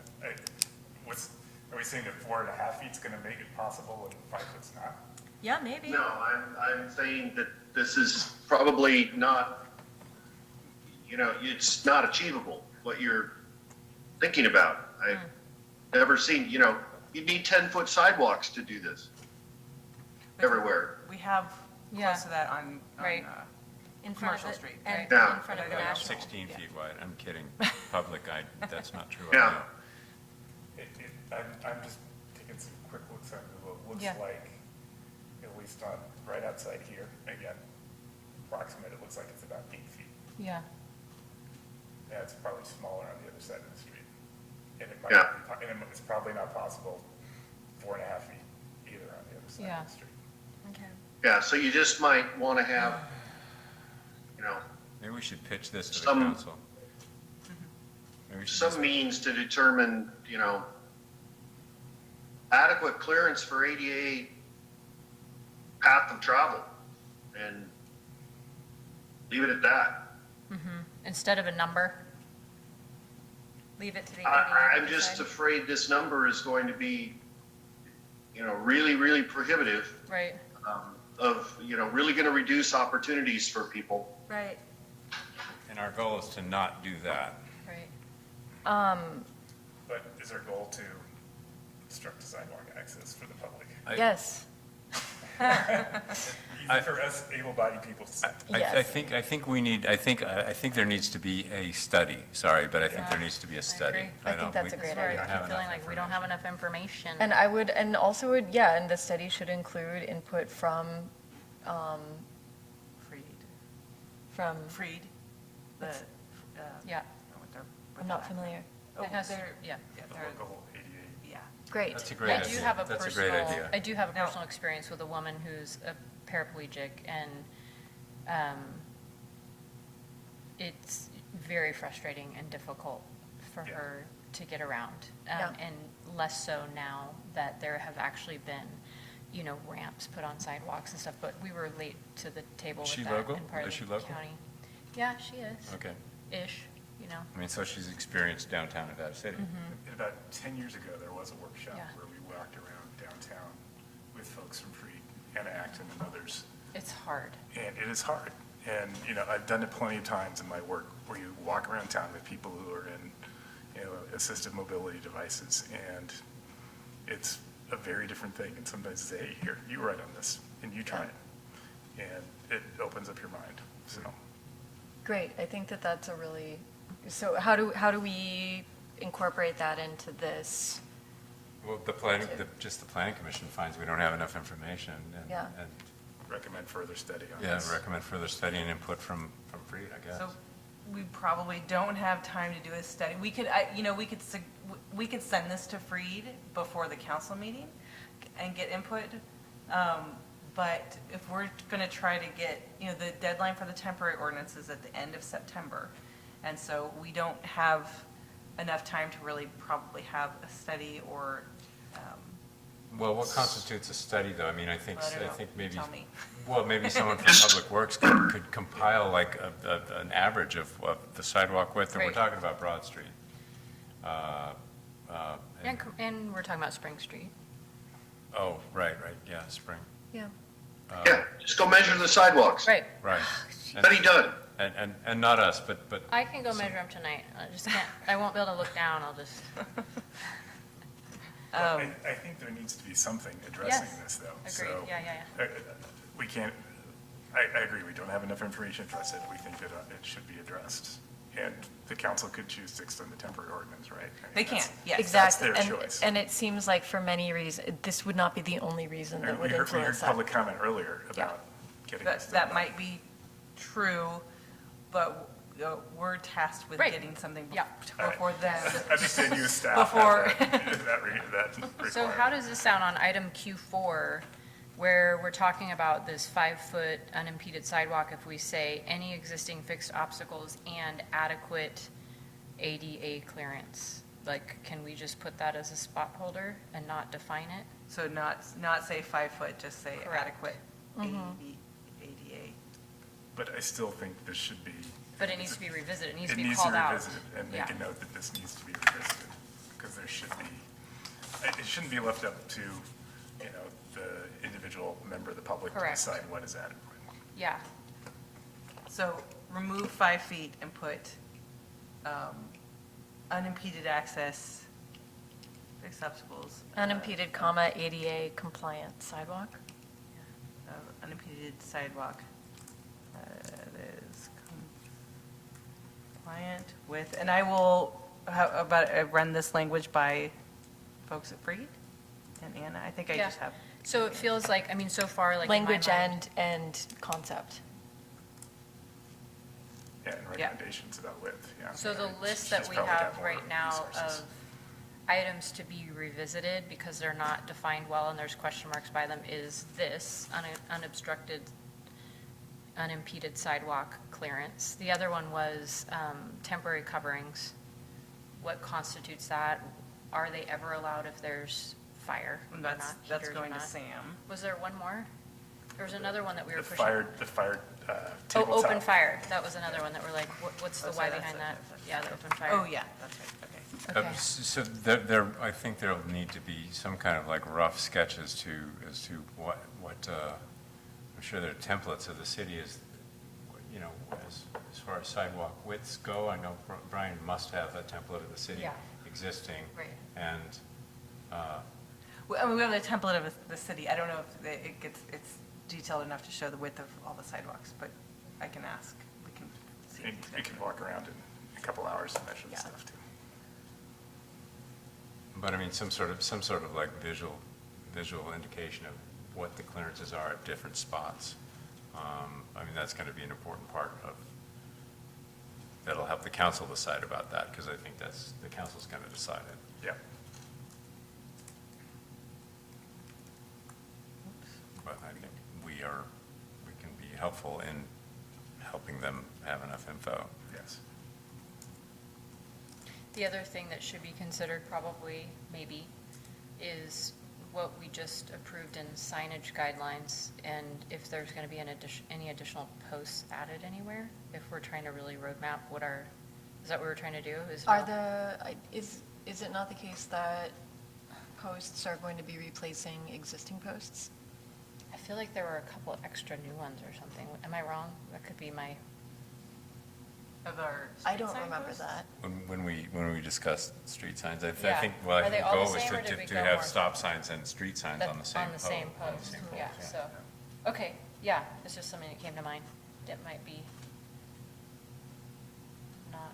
Oh, in order needed. to provide more. Just mapping it, like Okay. if there's any, I don't think there are, but just, Seems like that's probably out of reach at the moment.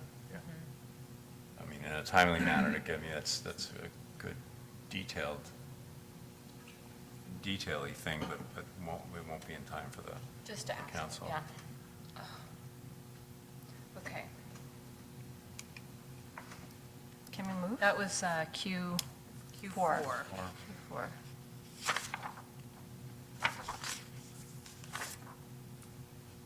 Bypassing the legalese thing there. Here's another 4.5 foot wide. So this, we're, get access at least. So, under, so We under moved on to the. .040 next subsection page. B, yeah. So this is for sidewalk dining. I think it'd be So page, I see. unimpeded access that meets, let's see. That is, what did I say before? Compliant with ADA standards. As modified. I guess I wonder why things appear in two places. Does that mean that this could be organized better? Or, I think that other one we're talking about it is, it's the list of, it's the plan that they need to show us. So it's just, we could Gotcha. probably, but they have to show us a concept plan. And I wanted to make sure that they did show that, those measurements on their concept plan. So maybe in 4, right? Sorry, the previous section we were talking about, you don't put the number there. It just should show unimpeded sidewalk distance, because it could be more depending on how they design it, right? But then down here in this I new see, section, yeah.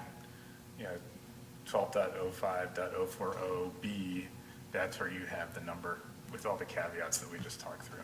So don't put, we just put Yeah. unimpeded sidewalk that is compliant with ADA standards under Q4, yeah?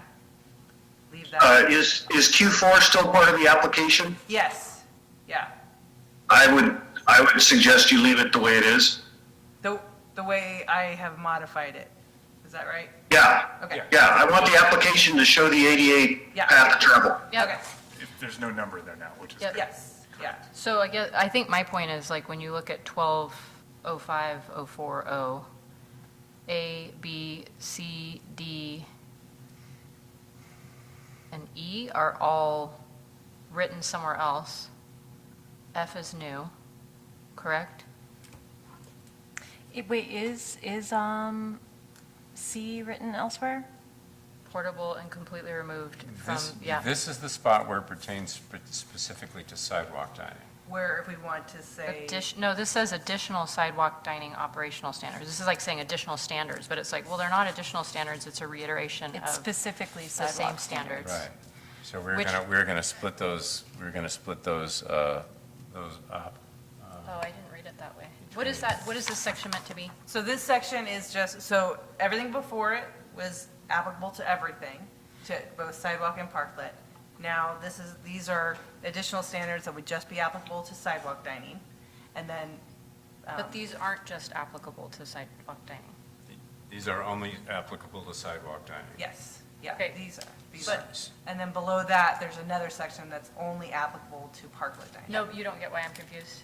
Am I No. just confused? I think I see your point. Why do we Yeah. need D here if the section of, for example, the umbrellas? Didn't we talk about umbrellas before? We already Correct. talked about it in If the that covered everything. both, why do we need it here? But didn't we removed that section, so, because. We did?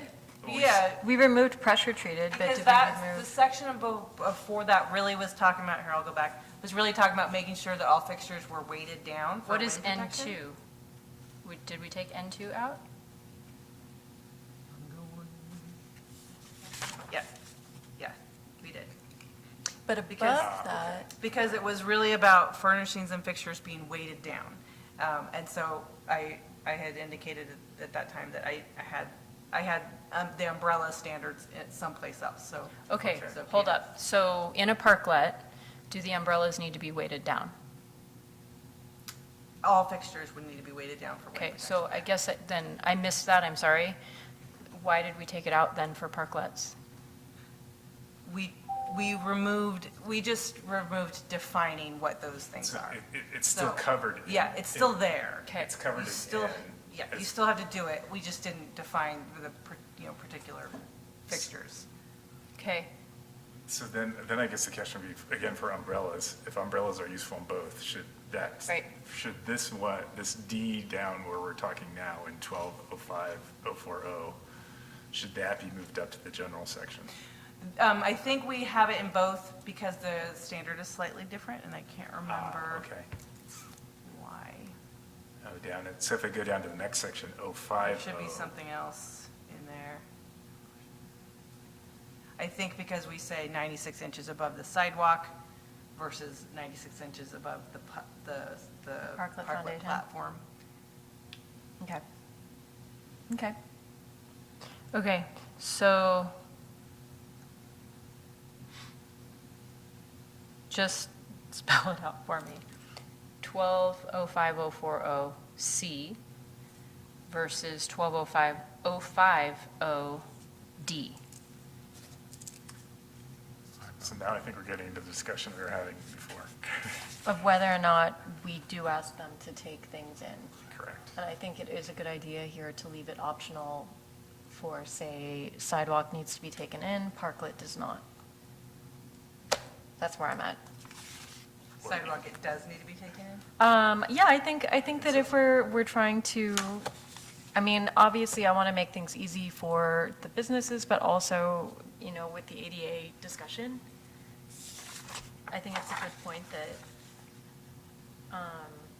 we try and provide that extra space when it's available. I would tend that way too, actually. The parklet should be, So we'll get to parklets in another, so but if you're okay different, with this different on. from sidewalks. Yeah, if you're okay with this for the sidewalks, we'll leave this in there as Yes. stated. Yes, I am. I'm looking at the differences between the two because they're subtle enough that I Between the parklet section and the. yeah, and the, yeah, some of them are kind of subtle to me. I'd like to propose actually a brief recess. Is anyone interested in a recess? Sure. That would be good. Okay. Bang that gavel. We are hereby declared to be on recess for 10 minutes.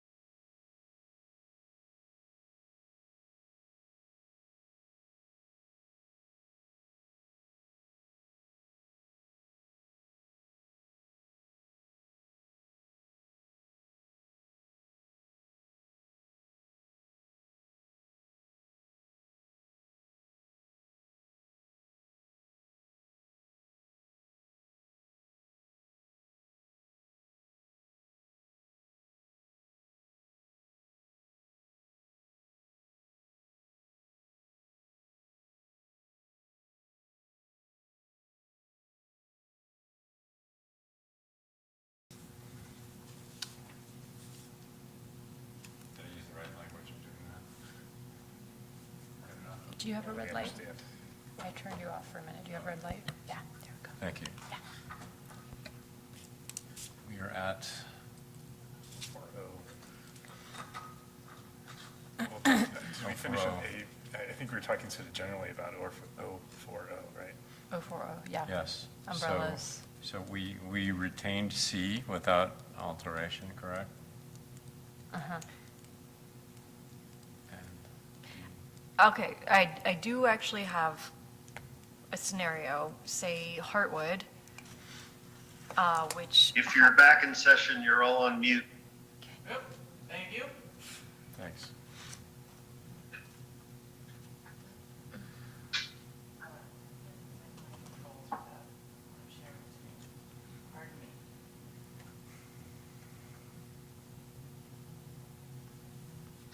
How are we now, Russ? There we go. Thank you. Thank you. Something like Heartwood, which has what, a 8-foot sidewalk? How big are those sidewalks? Is it 9? What was the I end? think they were 9 there. 9, okay. So that's a situation where perhaps having permanent outdoor sidewalk dining against the building would not be inhibitive? Is that a word? I understand it. Thank you. Yeah. Thank you. Do we want to account for situations like that where we can allow for less moving back and forth of furniture? My opinion is if it's easy for Public Works, right? So this is where I feel like there's other stakeholders that I'd like to consider their point of view on their day-to-day and what they have to do. But from an aesthetic standpoint, if it's in good condition, like Stuart was saying about the things in the square, and it's well-maintained, I don't see a problem with it. But Right. who are the stakeholders and the impact to that? That gets into the clearance issue again, too. I mean, I think it's one thing, to say that we're going to give this up, for the benefit of public dining, et cetera, and we make that trade-off. But, depending on what that clearance is to reduce that permanently, essentially is what we're talking about. Well, I think you were asking We're talking about the specifically. removal of furniture. Or not removing, is my understanding. So if we Yeah. don't remove, then we are essentially permanently, right, 24 hours a day for a year, Yeah. giving up that sidewalk width. I have an issue with the fact that it's not equitable between Broad Street and I mean, I think business owners are concerned about it being treated equally. Business owners on Broad Street are, hurt that their sidewalks haven't been widened. I don't mean to make that sound petty, it's just that I think we need to have it be as equal as possible. And one thing to note there is they still have parking. The only outdoor space that Commercial Street has now, because they do not have parking spaces in front of their businesses, is the sidewalk dining. Correct, and they also do not have the option of getting a parklet should they want one. Yeah, that's So each place has its pluses and minuses. Yes, that's the bottom exactly. line. Yeah, no, that's a big difference, but how would it be kept from being a nuisance then, chairs and tables moved into the path of travel on the. Yeah, and the path of travel, exactly. Sorry. I say this only because that particular sidewalk is larger than the average sidewalk. There's already a fair amount of space, exceeding potentially like 6 feet. I wonder if there's even interest, though, in leaving it there. As a business owner, Well, but they it's good to might give them a choice. worry about it not being cared for, or disappearing anyhow. I don't even know. There's something we haven't considered, but it has been considered, but not by us today, and that's the ABC requirement for there to be like Right. a pen around any Right. place where somebody's going to be consuming alcohol. And it has to be a substantial thing, by, at least my understanding of it. Right. So the business owner, as an example, does Heartwood serve alcohol? I don't even, okay, so it doesn't pertain to them, but like, let's say Three Forks wanted to have on the commercial street side a couple of tables out there. They would have the choice of either putting a pen around on the sidewalk or saying, no alcohol out there, but you can have alcohol on the parking lot side. Which they found like really difficult. Really difficult, Yeah. right? Right. But Bistro 221 just, was a very present example. If they were to do sidewalk dining, and I'm not sure that's, what she's I don't think that thinking they of that. have enough space to. Yeah, I think it would be, Not 4.5 feet, not 4 feet of clear travel. I'm trying to think what the minimum is you would need to make a pen. And. You gotta be able Right, to walk. and have And a, have room to Right. get around to that pen. You don't have to look at me, it's okay. Although Wendy. since it's table service, they could You can just- control I can hear you. that. I can Thank hear you. Given that it's table service, there would be the option to say, oh, we can't serve alcohol outside, but they could still serve some people without a pen.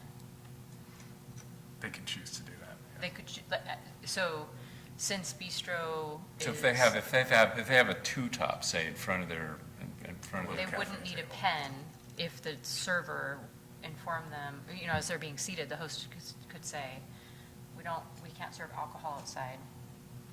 Right. Right, so that's how they not have a pen, whereas Three Forks doesn't do table service, so people just get their stuff and then they wander around and seat themselves. Right.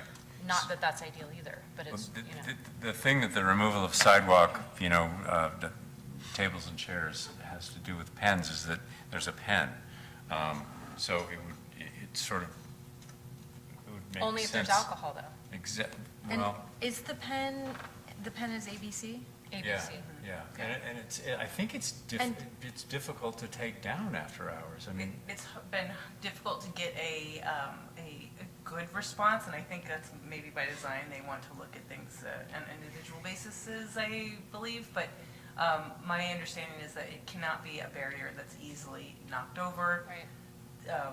You might be able to put it on casters or something. You wouldn't be able to hop over it, so it'd have to be, pretty well, it has to be a pretty substantial barrier. And I feel like I've seen examples of this in plenty of cities where you see outdoor dining. Like, I feel like I have a concept of what that looks like. So say Sushi Q, Yeah. which does serve alcohol, which has the large sidewalk, but how would they manage an outdoor dining scenario where they're able to also serve alcohol? They'd have to have a parklet, or a parquet. What do we call it? What's They it? couldn't have a park No, they there. can't. They 'cause it's don't, not they don't get to parking. have a parklet. Wait, who are we talking about? Sorry. Sushi Q. Sushi Q. I was doing sushi in the wrong. Oh, yeah. They couldn't have a parklet. They couldn't. Right. They would have to, Can they have a pen? Do they have enough space for a pen? I don't know how big And- that side is. It's also, it's the same. It's, the width changes, I believe it's anywhere between 9 and 11 feet, if I remember correctly, but.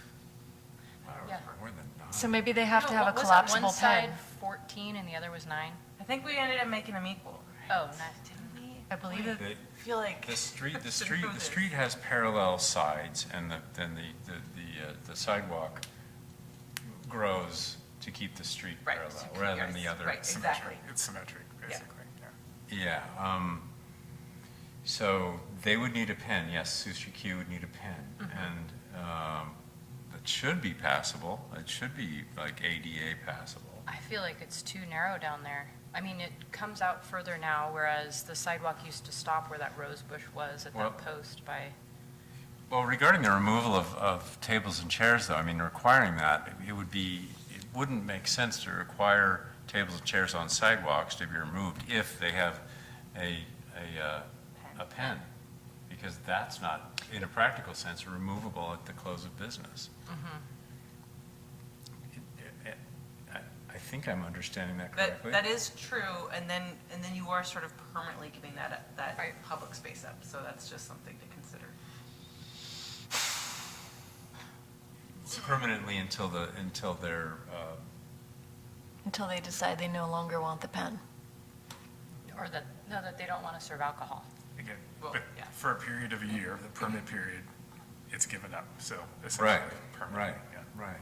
And In other words, you can't take it away for street events or whatever, anything temporary Yeah, like that. oh, right. Right. And that's kind of our goal, really, is to allow for that. Yeah.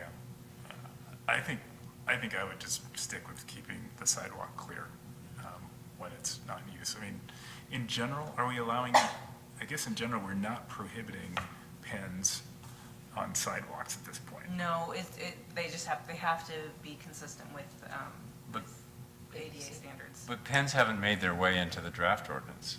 Is that correct? We have not specified the design of pens, and in part, it's because we can't get clear guidance from ADA. Yeah. ABC. Sorry, AB. But they do need to be ADA compliant too, I'm sure. Yeah. Both, yeah. Right, that's where I was going. Yeah. And nothing to do with ADD compliant, which would be an entirely different set of I would standards. struggle with. We are Yeah. currently. Not in compliance.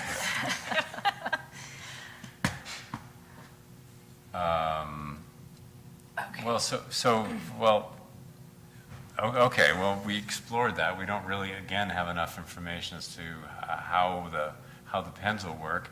If it's practical to expect Yeah. ABC compliant pens to be folded up and put away at the close of business every day, if they're supposed to be substantial, heavy, hard to move. ABC and ADA. I want to know how Grass Valley Seriously. is Yeah. handling this right now, because I have not noticed the pens in places where alcohol is served. You know what, and there used to be, and I was vocal about that at one of our meetings. I was Sorry, like, where? yes, they have it. Grass Valley. Pens in Grass Valley, but then I went shortly after our Yeah. meeting, and they're gone. There weren't pens the last time I was I have there. to say, it's very nice. It may not be ABC compliant, but I wonder what their, A difference is, and this came up, I think, in the discussion at the workshop, that say on Mill Street, it's like a closed Right, space. like that is the barrier. well, and Commercial That's- Street that's can be until closed. Until they get challenged. Right, so, and Commercial Street can be closed, or can it not? Well, It the can be. pose, but I mean, is that the ABC definition of closed, right? There aren't barriers. And my sense is not. Yeah, No, exactly, No. exactly. Well, are the barricades on Mill Street? Right now,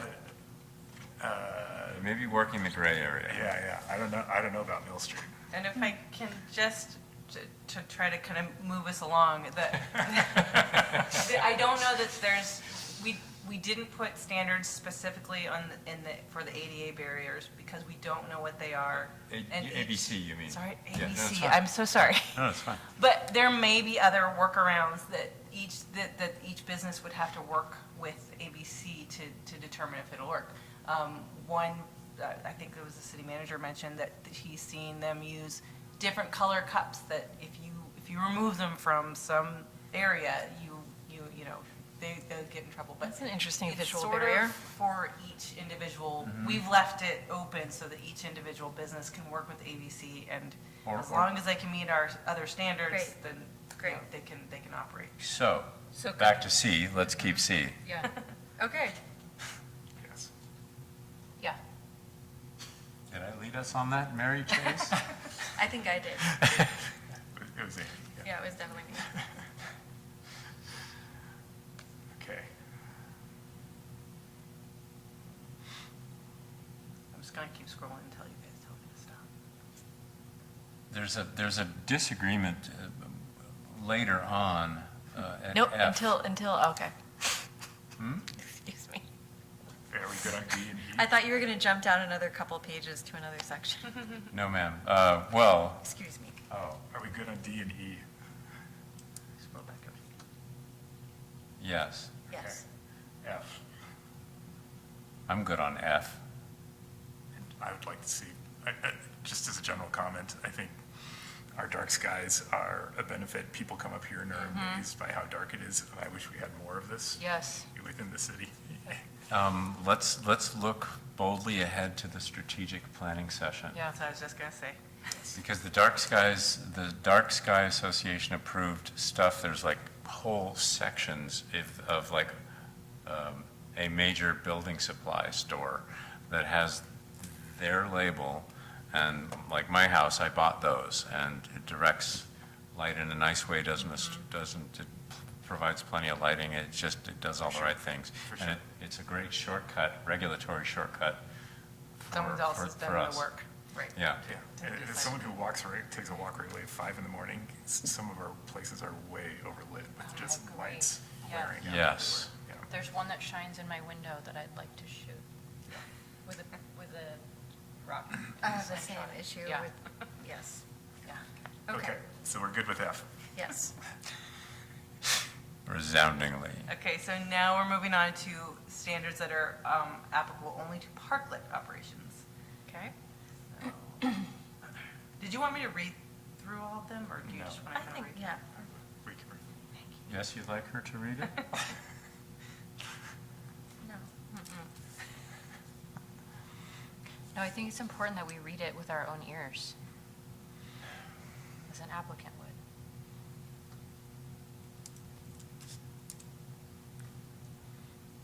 Should I scroll?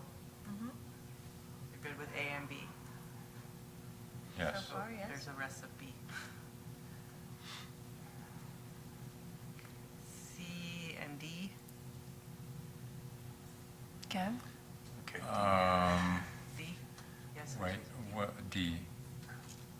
We were, let's see. Oh, yeah. No, we're accepting of securing tables and chairs. Shall be removed or secured, Yes.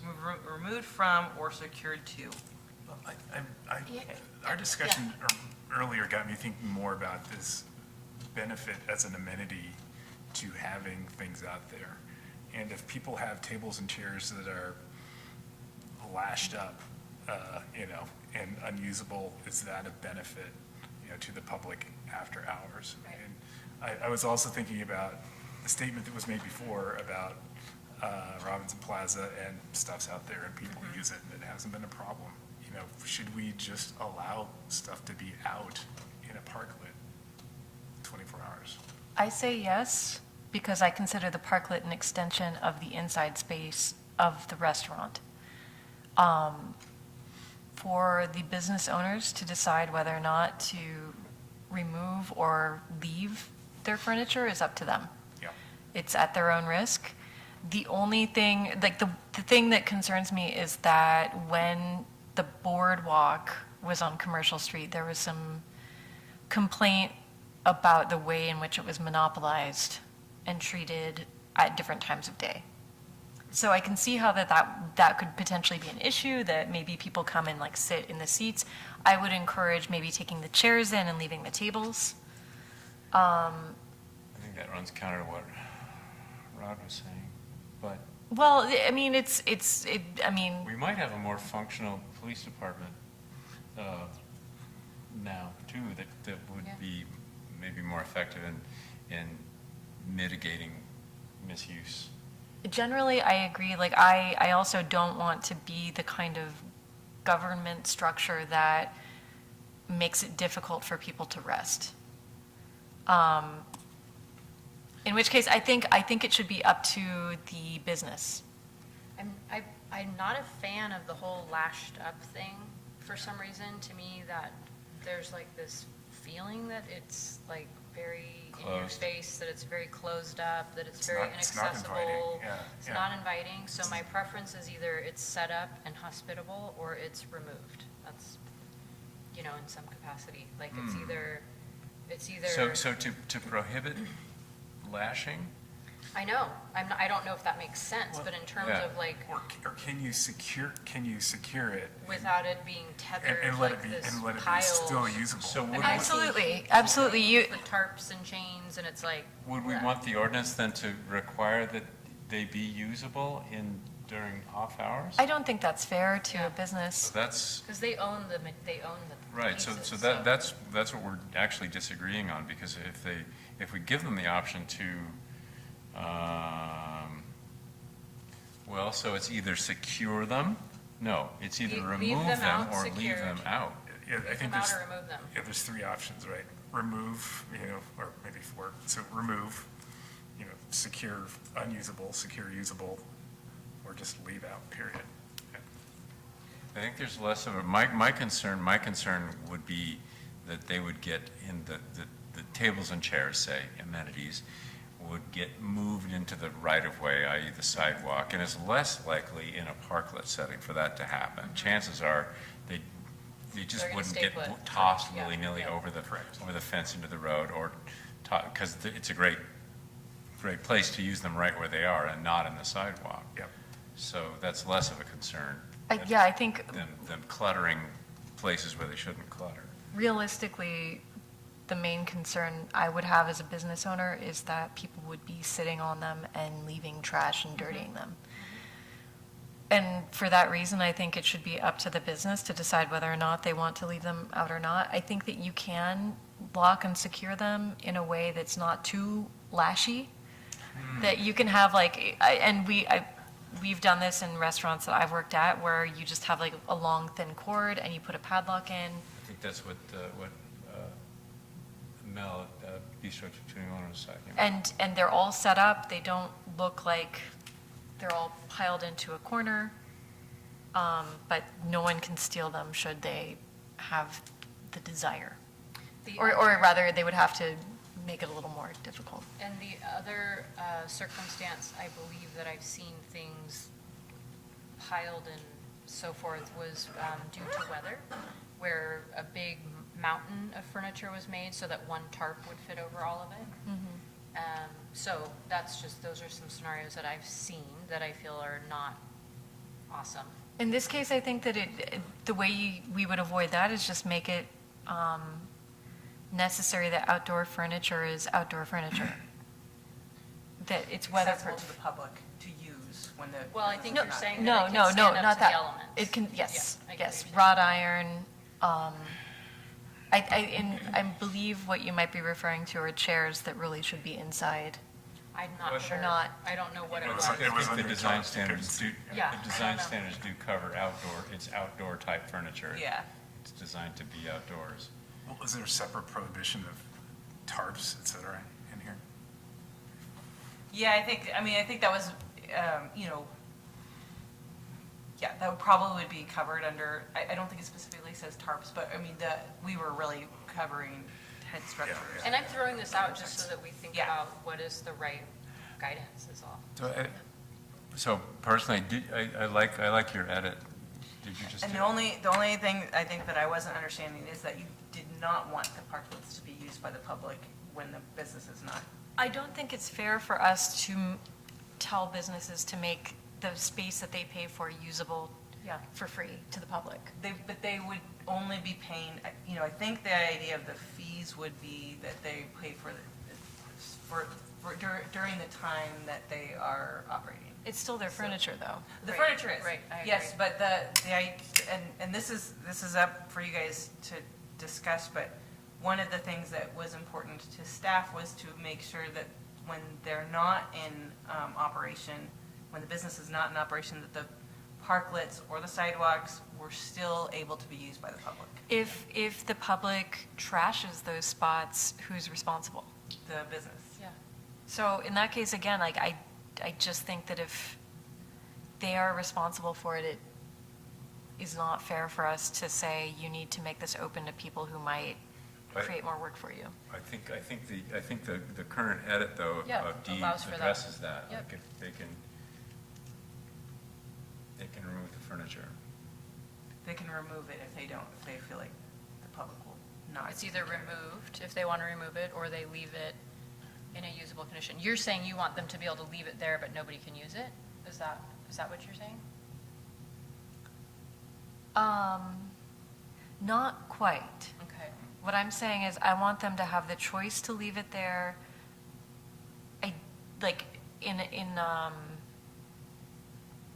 They should have the choice to leave it there. Perhaps we can put in the language that it's not to be stacked or,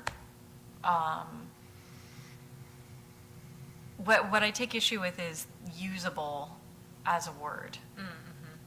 It suggests to me that we are telling them, ordering them to leave their furniture, if they want to leave their furniture outside, perhaps because they don't have enough space inside, that it has to be open to be used. And so I think, Amy, But I you think were we using are. the word usable to like say, to describe, okay, it's not like in a big heap. It's like, it looks nice. Is that what? No, I was more, so the public can use Can it use when it. the business is not Yeah. operating. Someone can bring a cup of coffee and sit at the table. Yeah. And that's a desire of staff to make that. That was an intent by staff.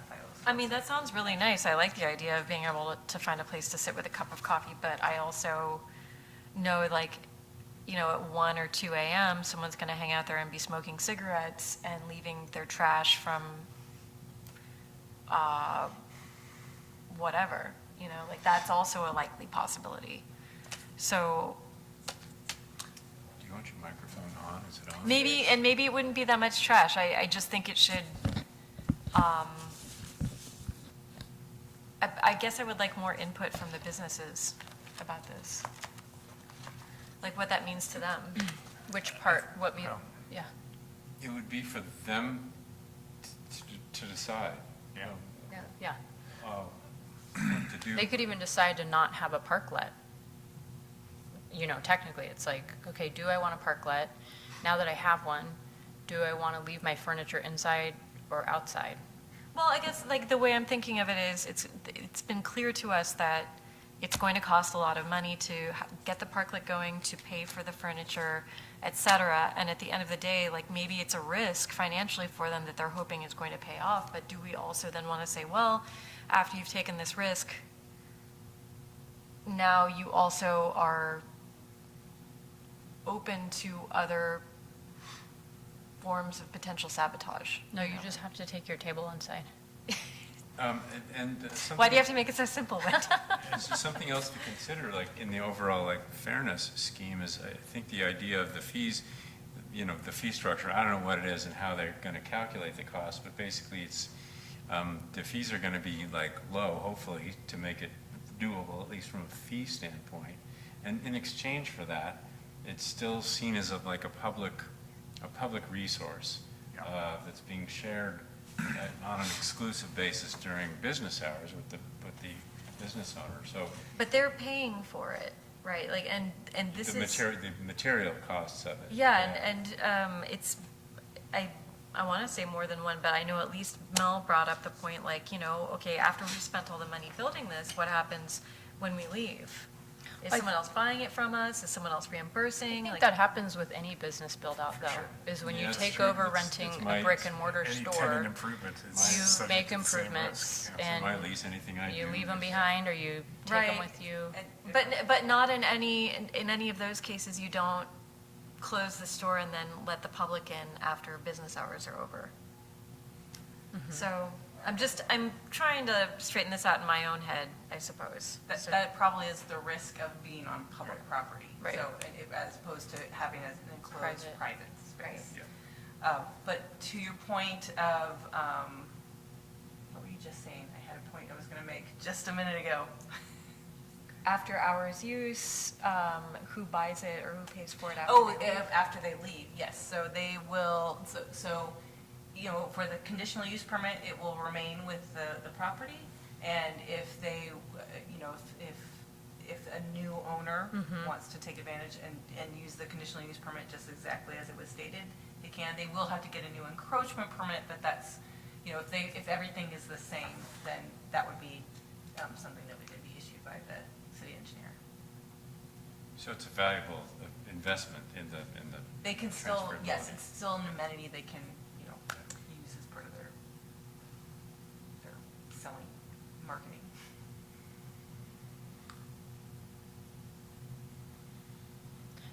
If we're done with the word, are we done with the word usable? Because I do want to jump back to the word secured. Let's do it. I don't know, I want to make sure Amy's done. I don't like usable, but, I'm one person, so. Usable. And you don't like the word because you don't want it to be in use. It sounds like a directive. If I were a business and I were spending around $10,000 that I wasn't sure I had, and then I was seeing like, I could choose not to, and then it wouldn't be usable. It's just like a parking space. It feels kind of, it doesn't feel equitable. Well, there are going to be other businesses that don't feel like it's equitable that even a food service place gets to have a parking spot. Yeah, they feel like they've lost It's- the benefit to them. So Yeah, I mean, this is, Yeah, that's the Okay. value that's Okay. lost by everyone else. it is a privilege to have a parklet, for sure. And it's definitely a beautiful enhancement to the vibrancy of town and to the opportunity for citizens and visitors to like have an experience. But it's not something everybody gets to offer and benefit from directly, indirectly. I don't want You to, know. I don't want to go too far down that path, because Yeah. you could say that the new customers being brought into the downtown are benefiting the other businesses too, so. Harder to quantify that. Yeah, exactly, right, Exactly, exactly. exactly. So it's You like, could but the also direct argue that benefit. we Yeah. underprice our parking today. Yeah. A whole bunch of stuff that go into that. I'll throw in, it's not like a, a killer rebuttal, but, Stuart Baker did mention just the chairs in Robinson Plaza are left, Yeah. tables and chairs are just left there accessible, usable, and it's not trashed. Which did bring me to the comment on secured. Okay. But I want to make sure we finish usable. Thank you, Rod. We can move on. Okay. So secured. Could I offer up one comment? Remember, this doesn't have to be perfect now and can't be. We need to put this in place and live with it for a little while. Yeah. And learn what works and what doesn't work. And then very likely we will be modifying this accordingly after we have a little bit of knowledge about what's working and what isn't working. So You got somewhere to be, Russ? I appreciate the conversation, but we do need to get through it and just do your best. Speaking of, I would You also, can't make it fair for every single person, it just doesn't work that way as much as we, that's our goal, but it's not really sustainable. To what you're saying, Russ, and I was thinking about this earlier, like where, someplace in the ordinance, there needs to be a place for review of these processes, so that people who do get these permits are informed that there'll be some reconfiguring as needed. It's not our department, but I was just wondering where the mid-flight corrections will take place and how. Well, I think it's going to be as we, for example, the cannabis ordinance. We've modified it maybe 4 or 5 times since we initially adopted it. In middle. And, just as midterms. things came up, the direction to modify an ordinance would come from council, but, and it's up to commissioners can talk to their council member, citizens can talk to their council member, and if there are issues that need to be addressed, that would be how that happens. also, we need to leave at 6. Okay. Let's go. Oh, my. All right. Do we So want I want to hear So- about Rod's so, work. so secured, Rod? Secured, I think there was Amy's point earlier that leave that to be a choice too. If stuff's been fine on Okay. Robinson Plaza, just delete the word secured and let that be a choice. So, I'm Or sorry, else remaining in a- delete the word secured. Yeah. You did. yeah. Yeah, or else remain in a usable condition, which implies that if you secure it, it's not heaped up, right? Yeah, Excellent. it needs to be available for the Yeah, public. perfect. Excellent. All right, I like it. 6.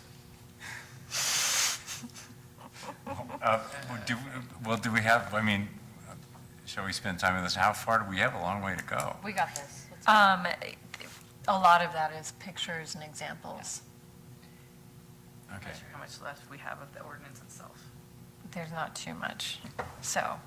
Because there's another demand for our time, to continue, we don't really have time to continue this. We could continue it to our regular meeting for August 18th, if you feel it's necessary. It'd be nice to get all the way through it, though, just. Yeah, let's see if we can just do some Okay. swift. Okay, so F1, I did have the question about what was the basis of the 48 feet, 3 parallel parking space buffers? I had several standards in there from other jurisdictions, and ultimately I left it up to Brian. So he changed, I don't remember specifically which ones he changed, but Brian, the city engineer, sorry, I should use his title. And he was comfortable with the way this was set up. Does that look different than what is currently out there? It's, I think most people have 2 spaces. Is that what you mean? I don't even think I understand. I'm not understanding it either. A minimum of 48 feet or 3 parallel parking space buffers? I don't get it. What do you mean parallel parking space buffers?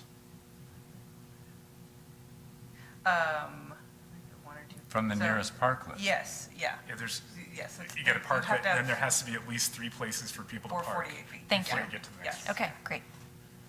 Fine.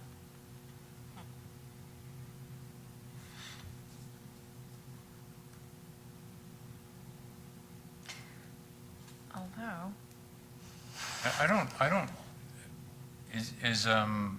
don't, number 2, I don't know if is that necessary? At least at least in terms of a crosswalk.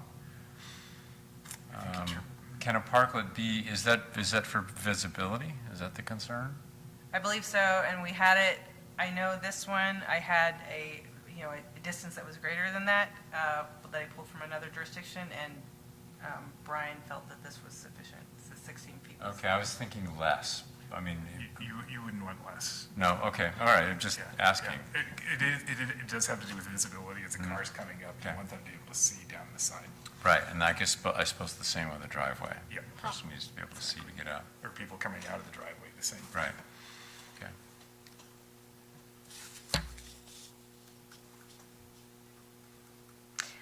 I do not like 4. F4.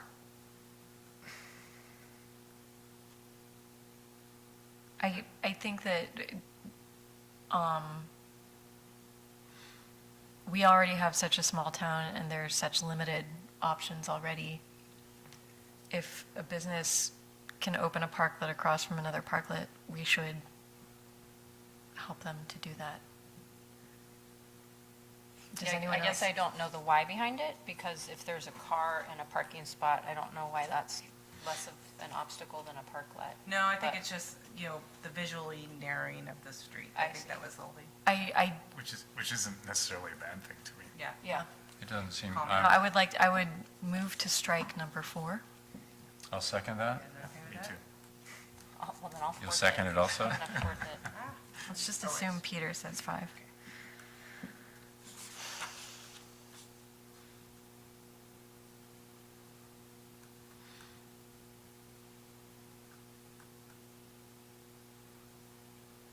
You guys okay Can- with that? That looks- I don't know if 10 That's fine. jives with everything else. Although Or I'm that going doesn't? to come back to 9 too. Okay. Because now we're getting into the aesthetics, or do we want to save that until we scroll down farther? I'm okay with 9, having looked at them.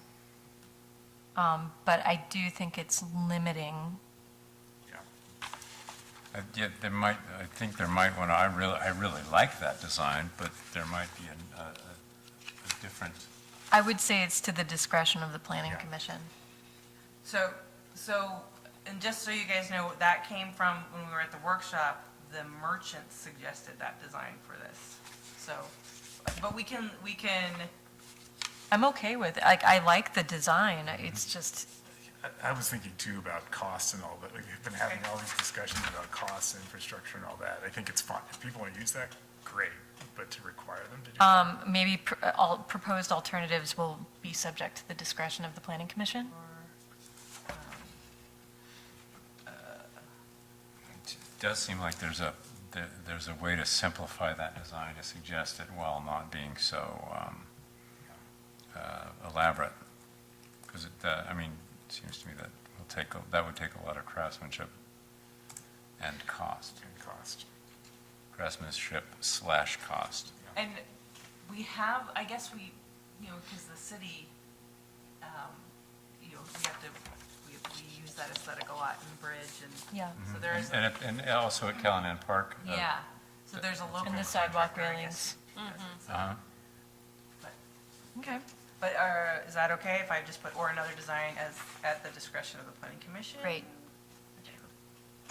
Oh, wait, I think I've got it in the wrong. So that way they have one that's pre-approved, Yeah. and if they want to find something else, they can. Okay. 10? So 10, to me, can create some confusion. It's talking about fixed seating, we just finished Oh, a yeah, so conversation that's- about portable seating. And that, if we can eliminate that if you feel like that might be too arduous. That was really just intended to because before, if portable seating had to go inside, there would be some fixed seating available for the public to use when the business was not Well, now operating. there's still the option Yes. to remove the seating, and Yeah. so I don't know where we stand on that. And I wasn't clear if item 10 was actually about saying it must incorporate some fixed seating, or That was all, the idea. so But I do think the only- language needs to be cleaned up. Yeah, we can remove it altogether if there's an option for them to leave. I would remove it altogether. Should there be some provision for fixed seating, though, if people would like to do it? So if May incorporate fixed seating? Yeah. Yeah. That's fine. so, And then there's some guidance, some visual guidance further down. There's some Yeah. photos that suggest a format for fixed seating. yeah. And but the planning commission has discretionary approval of it anyway. So don't- correct? Instead of shall, say may. May Yeah. be designed Okay. with fixed seating.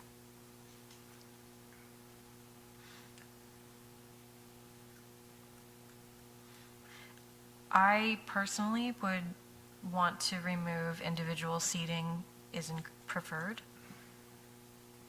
As opposed to bench seating. Yeah, I just think it muddles things. Okay, and that was only because people were concerned that there was people that would be sleeping on benches. Do people sleep on the benches at Three Forks?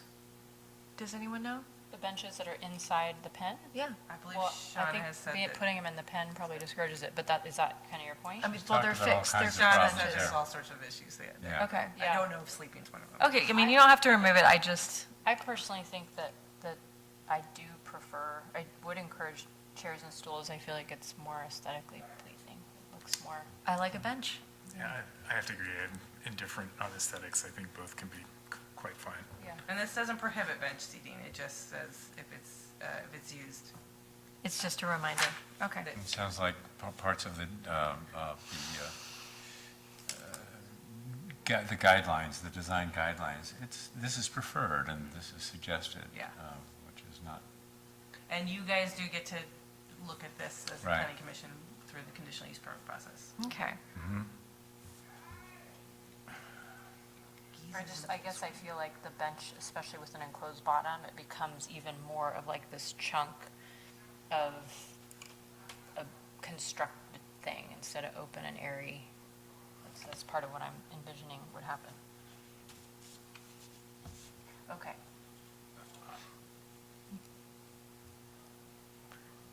Moving to G? well, wait, the area below the bench shall be enclosed or made inaccessible to her sleeping. That's a big chunky wooden Yeah. build out. Yeah, I would remove that I would as well. agree. Yeah, remove that. Okay. Thank you. And 11, designed in such a manner to accommodate curbside trash collection. Yeah, I know we traded messages on this too. Yeah, not everybody's curbside. You know, some people are back. We can, we probably don't have to have it, but we just, currently, trash collector comes up, they have their arm that goes on the, Yeah. and, so a parklet could impede that access, so it's just a, How does street cleaning and snow plowing work? Well, and also too, Sorry. what is how's that going to work with the ABC barrier too and all that sort of thing? with the trash collection? Trash collection, yeah. Well, I mean, I don't know, so this is another thing, be on notice, you're still gonna have to figure out how to get the trash to your trash collector. It could be that they have to wheel the trash down to the end of the curb. If they don't common figure it out, if they pickup don't figure it area. out, their trash doesn't get taken away, and that's all there is to Oh, it. yeah. There's no downside to the city necessarily, like if they, That's true, yeah. Yeah. We can probably remove that. Yeah, Okay. I'd say just remove it. Safely, okay.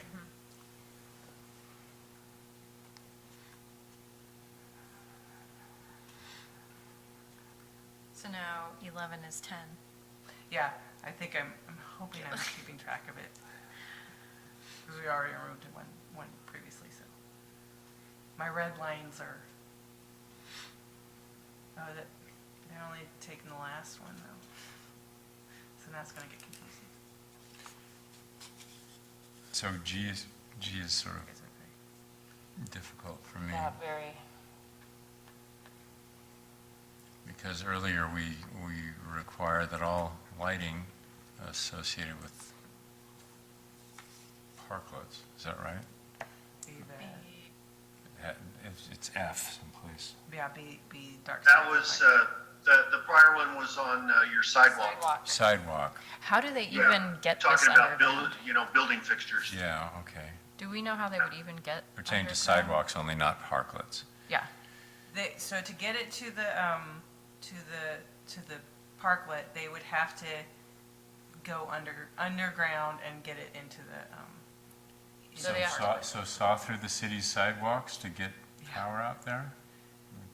Are we really interested in allowing that? Yeah, That sounds very expensive. yeah. but only if they want to have lighting that way. I think Well- we didn't want can do things solar. over the sidewalk.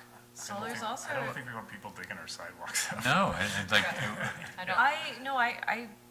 Can we not allow for an extension cord underneath a? I think it was sort of just to, if they really wanted some lighting out there that was hardwired, that would be the way they'd have to do it. The Well- way I'm thinking about it is that in the winter, when things are more dark and there's weather and there's like a,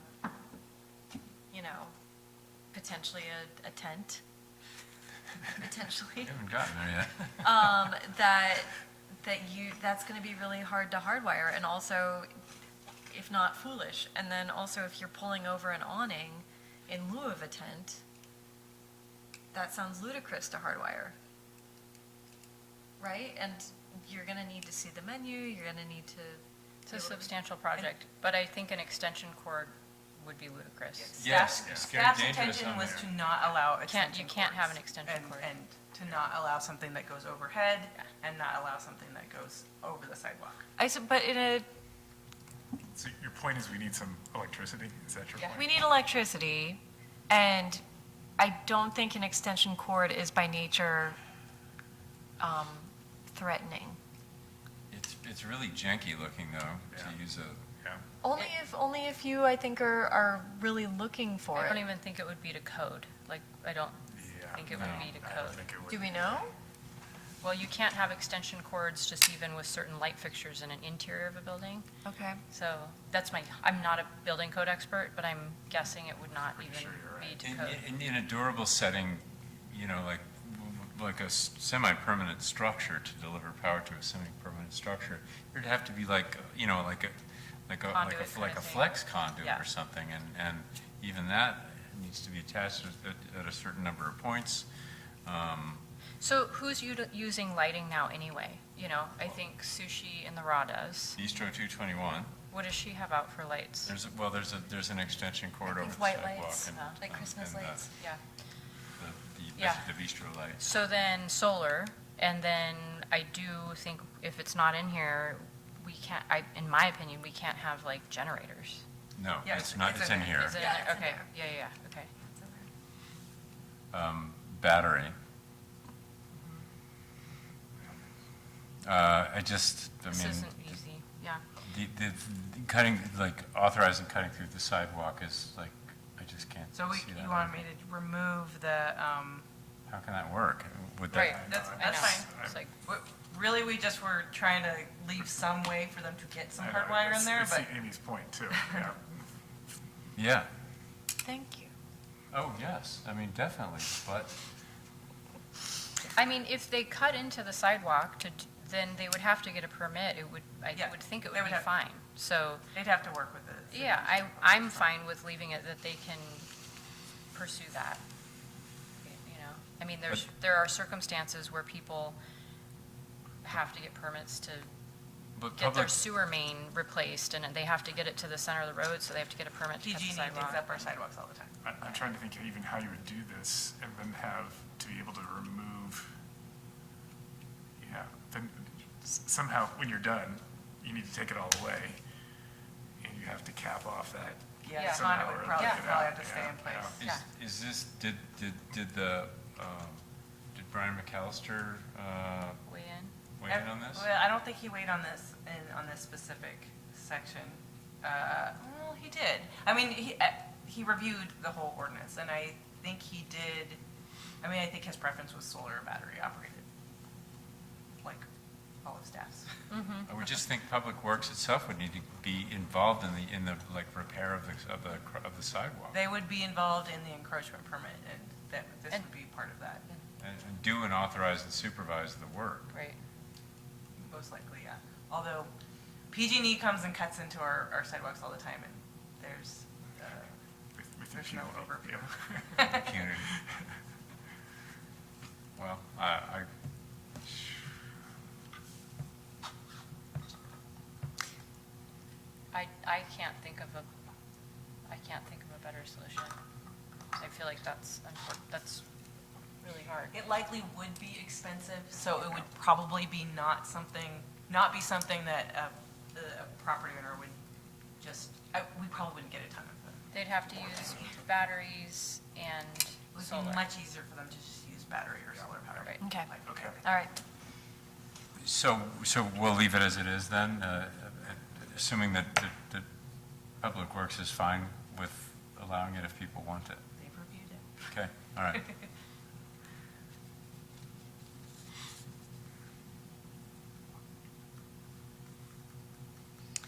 Again, tents of any kind are not permitted under H. I think that there can also be good tents. I think there was a problem with getting them permitted through the building department as well. So I'm not sure that they're able to be permitted. And I think that was part of the issue. I think it just raises questions about how restaurants are going to be able to have outdoor dining in the winter. What's the plan for that? Well, since they're prohibited in the draft ordinance, we don't have any options to approve as far as what acceptable tents or structures are. I mean, not structures, but tents or. So we don't have any options before us now to approve, and it shouldn't go, if we were to decide to permit them, we need some standards, because they could Yeah, get absolutely. really janky. I agree, we should have standards, but I just think that we should leave that option open, because otherwise you're saying you have to build basically a permanent structure that's going to need to have a roof, and then we're getting into all kinds of issues about what, I don't think it can have a roof, though. what are we doing in winter then? Outside the historic district, you Yeah, can do a trellis right. or shade structure. Mm-hmm. and But it not has to be inside. permitted. So here, you couldn't have a roof or a tent. And I guess in part how I'm thinking about it is, I believe I heard you say that one of the biggest drivers for outdoor dining, particularly in the winter, was pandemic stuff, correct? And so I think of this as like a baseline for normal times, and if we're in that type of scenario again, likely we could have a temporary provision for something, is my guess, right? Like, this is the baseline for normal when, That is a good modifying way to look at it. however, if I may counter, What is normal? exactly, Yeah. and what was normal Right. is one thing, and what is the new normal is another. And I think that for many people, myself included, there is an increased desire to not have to go into crowded restaurants in the winter. If you have the option of eating outside, and from the restaurant's perspective, potentially, I can't speak for them obviously, but I would imagine that potentially that can also mean more income and revenue for them because their service space is increased. And that people who might not go because of crowded circumstances, like at Sushi Q or Sushi in the Raw, are now able to or willing to go. I have an idea for a path forward, that we leave this as it is and put a note that if the city council would like to consider tents, structures, et cetera, for wintertime outdoor dining, that we would like to consider options. Right. So we would like the opportunity to review. establish standards for. If they decide to go that yeah. way. Right, and I just want to add, with respect to the pandemic, the R value for COVID started at 2, which means that whoever had it was likely to infect 2 people, and now it's at 19. So we don't, personally, from what I understand, I just don't expect it to go away, and I think it's important to keep that in consideration, because I know that there are plenty of other people who are coming from the same perspective. No, it's really valid. It's really valid. I mean, well, no, I can't say anything. And about that. particularly from an, forgive me, I'm not having the right words, but for less able-bodied people. And if we are trying to be inclusive about that conversation, that's another part of it that I want to shout about. I hear you, and I guess what I want to add is. You mean vulnerable? You mean? Yeah, the more that people risk. Who are Higher vulnerable risk. to health. Compromised or whatever. Yes, High-risk yes, people. but like, for example, my cousin who's paraplegic, is also at higher risk, so there's like a double whammy here. Yeah, I hear that, and then I also think about, again, objectively, like, there are all kinds of businesses in our town. And there's real estate organizations, there's hair salons, there's shops and restaurants and so forth. And no doubt, this pandemic has left a lasting mark, and part of how we do business in any industry, I think, could be forever slightly changed and more dramatic in some places than others. And I don't know if we have the capacity to like change everything, like I don't know if we can make accommodations for every business to do all of that. And But- so it starts to get, again, to like, how do we objectively just work on, where we're at and then adjust when other things happen. And some places will have to close or limit, how many people can come in, and it's going to affect every business differently, Yeah, but I do think that we have an opportunity here to revisit old rules like tents and reconsider them. I think, I think I heard like 2 options, right? So if I can summarize, I think yours, Tom, was essentially Ask keep it as them. it is, punt it up. Yeah. yeah, ask kick them. it up to the city council with advice. With Amy, though, I'm hearing, like, can we come up with a aesthetically acceptable tent solution that could Yeah. could move onward? We Yeah, don't, and I well, bet we can. we don't have those resources now, though. Now. So, I guess what I was going to get at, if we think this is important, as part of the punt, we recommend that an aesthetically acceptable tent solution be created. Yes, yes. For use in the inclement Right. months.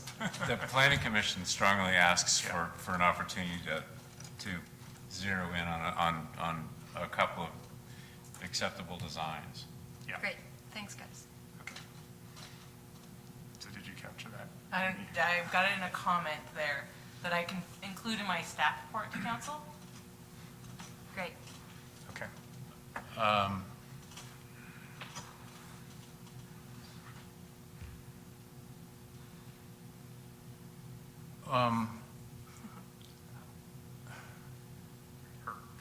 It's not just prefers to review requests.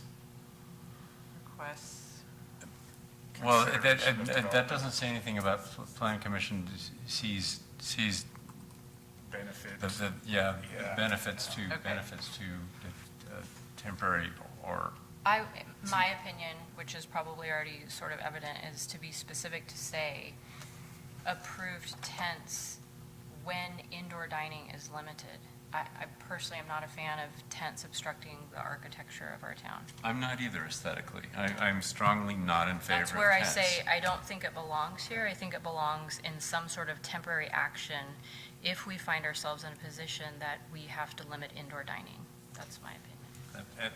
And then my feeling aesthetically about tents, you know, as it affects the viewscape to other businesses that aren't dining establishments for one thing, and also, you know, what it does to the overall aesthetic of the town, it has a cost to everyone. But, and that's why why the council needs to make the decision, and not us. You know, they really are the sort of larger strategic group. Yep. Just want to point out that Gold Rush towns had a lot of tents.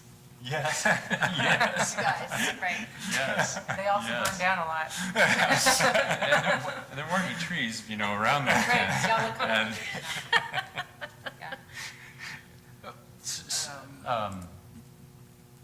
I don't know, did I capture it here?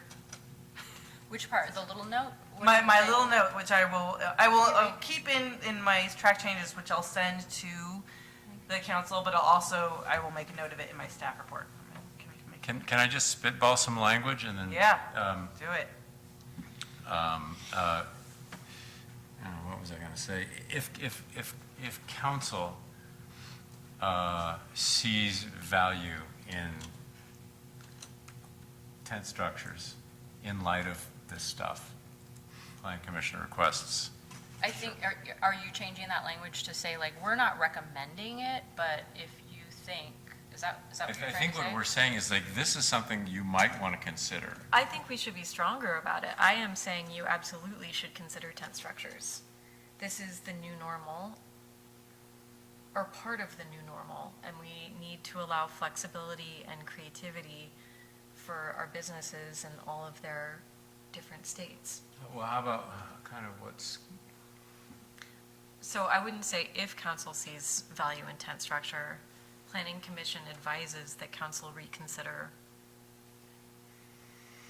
previous restrictions on tents in light of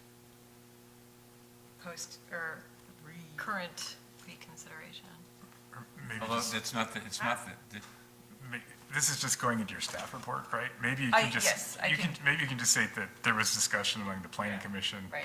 You know, there was mixed opinion about this. There was some value seen with some range of, you know, permanence, I guess, of the COVID type situation. So, but we're suggesting it just in, you know, in light of, you know, dining limitations that would be similar to the COVID restrictions we have. Well, I don't know if we're all saying the same thing. Yeah, I think that's I important. know we're not. I'd like to, Yeah, I think we that's should part of convey it. both what I feel Amy's like saying and what what. Amy's sort of saying is like, she'd always like to have tents be acceptable. Is that correct, Amy? Do I have that right? Correct. Thank you. Whereas I'm saying, I don't think we should have tents unless we have to. Yeah. And Just- in either case, though, we would like it to be something that has guidelines, that has some guidance. If tents are allowed, you know, temporary or permanent, there should be some guidelines around it. So we're not chasing it, right? So, like, I hope we don't ever need tents. That's how I feel. We don't have But to if nail we down do- language because this isn't a measure. Yeah, It's and- just going into your staff Yes, report. okay, Right. yeah, And you can convey the range of opinion. okay. I'm just gonna put range of opinions, and I might just come back and watch this section of our I think the city council is going to have an opinion about that, like. Well, I know that a they somewhat have favorable, previously expressed an opinion about tents, so. Negative? Well, with the temporary standards, yeah, We got 2 new council members. yeah, that's so. true, yeah, fair. That's true. And Yeah, also, yeah. I think that sometimes tent, Doesn't sound, Yes. yeah. No, there's some gotcha. Baggage beautiful associated ones. with the Right. term. Yeah. My concern is, there are beautiful ones, you can pick, you know, you can even see beautiful canvas tents and so forth. My concern is about obstructing the architecture, obstructing that iconic view, obstructing other businesses that you might not know are there if there's a tent in the way. So, And one other thing I'll point out, almost none of the tents that people used in the temporary standards were able to fit in the footprints of the parking, the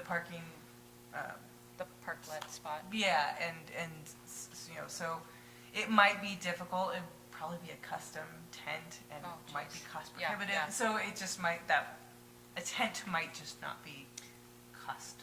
right, and perhaps, I wonder if we should mention awnings here too.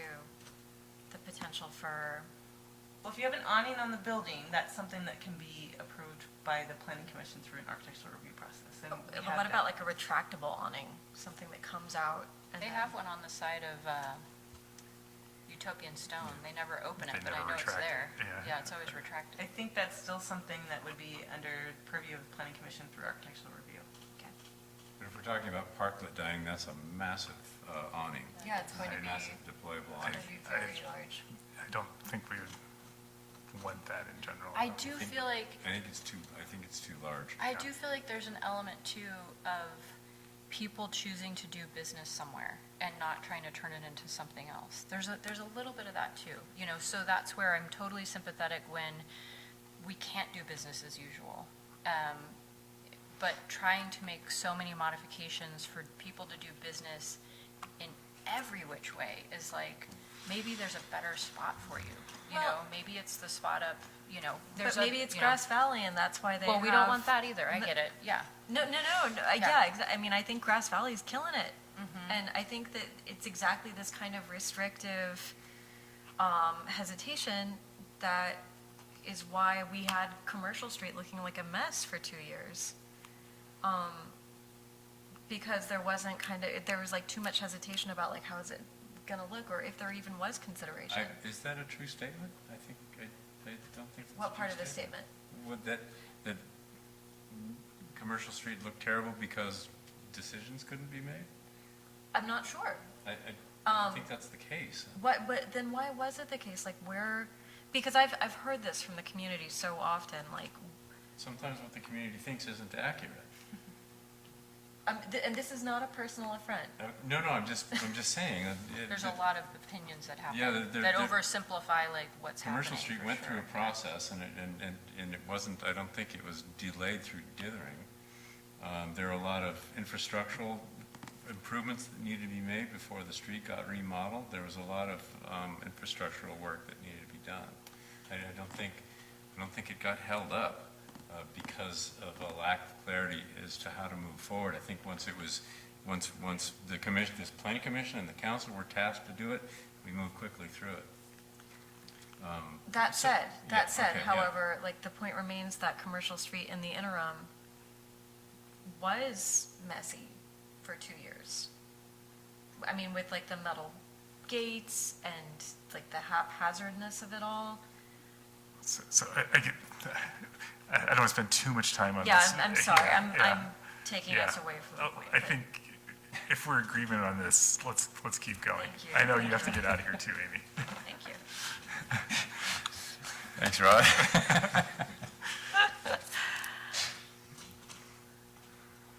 That one cracks A me motion to up. move forward from Rod Brown.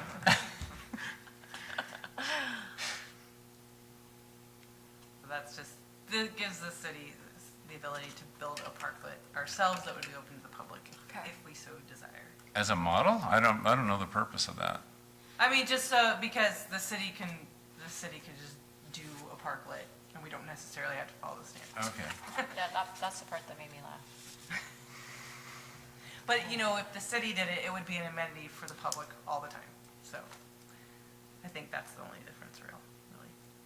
Can you tell me why we don't have to meet our own standards? I think often we don't have to meet our own standards, but the only reason is because we're not privately benefiting from it. We'd be opening it to the public all the time. So it would be a public amenity, much like the parklet was before. We developed a parklet. My guess is we'd want to meet the standards. Yeah, I'm trying to think of a standard we wouldn't want to meet, and so, yeah. Is that essential language then? Maybe we want one covering 2 parking spaces, you know. But we can do that actually, can't we? You're right, 3 parking spaces. Gotcha. Okay. Thank you, Rod. That helps. Okay. Should I just kind of go through In terms of the threshold, I just wanted to address the comment that was brought up about having a ramp, you know, versus a uniform flat space. And honestly, I haven't thought through this completely yet. I just want to make sure we discuss that since it was brought up by the public.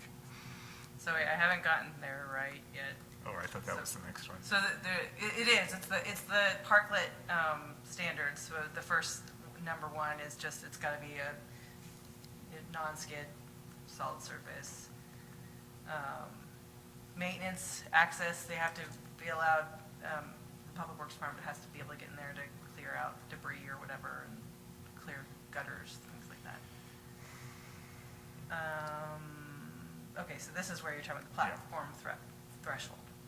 Well, moving back from the threshold, though, number 1, platforms must be constructed from durable materials. The existing parklets that are in town don't have they aren't platforms. No, the new ones would have to be elevated platforms. So there's a strong drive to have them flush with the sidewalk surface. Sushi and the Raw sort of did this. Yeah, Yeah. I did sort of. Sort of, yeah. I know that both of the parklets on Broad Street don't have them. Yeah, most of them do not. Right. And one thing I did notice is there seems to be companies that are developing sort of modular systems for this now. Cool. That might cut down on the cost Yeah. of construction, That'd be Yeah. cool. but I don't know for sure. And do we want to consider ramps? You mean in lieu of having a platform. Platform. I don't even know if that works from an ADA That's standpoint, what I'm because you not have sure to have either. so much slope, like the slope has to Yeah, be it's a- gradual enough that it Okay. would then take you too far out into the road, or eat up so much space, you know, if you went around and about. That's my so it's guess. not Do you practical. need a barrier, or do you need Yeah. rails on it too? I don't know. I just don't know. That's not something I'm familiar with. Yeah. So My colleague so the can- platform's mandated just because that is the thing that works for ADA compliance. In every jurisdiction that I read through, Okay. so, yeah. Okay, I'm comfortable with that. Well, maybe we should go with it and also provide some language that allows for manufactured or modular units. I don't think we prohibit them in this Yeah, I language, guess they're not but, prohibited. Okay.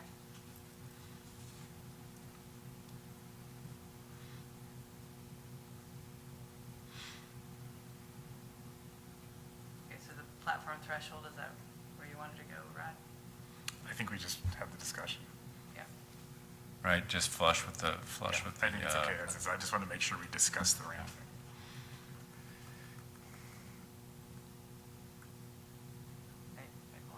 I'm assuming you guys don't have any issue with the drainage No. Along the entire length. and stuff. So this is saying on the interior side of the platform, the curb side? The curb side, right? yeah. Okay, Yep. but there's basically a hole. Yeah, you Yeah. gotta allow the drain, you can't block the drainage. Right.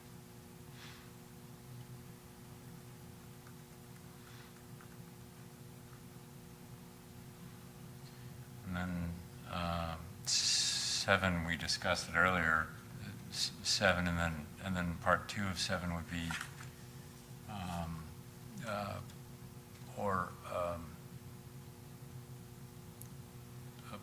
provide, a railing design that's consistent with similar character to be approved by the planning commission. Yes? Or else, or as approved by, does that cover it? Or another design, maybe? Yeah.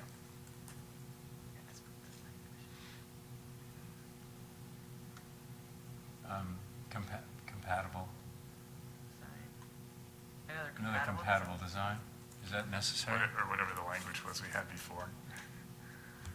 Yeah, I don't remember what it was. Well, there's consistent right there at the top of that one. Is that what you are No, thinking? didn't we have some language where we edited? did, yeah. Up earlier. Amy made a previous edit. If you want, I can just make sure, Yeah. make this consistent.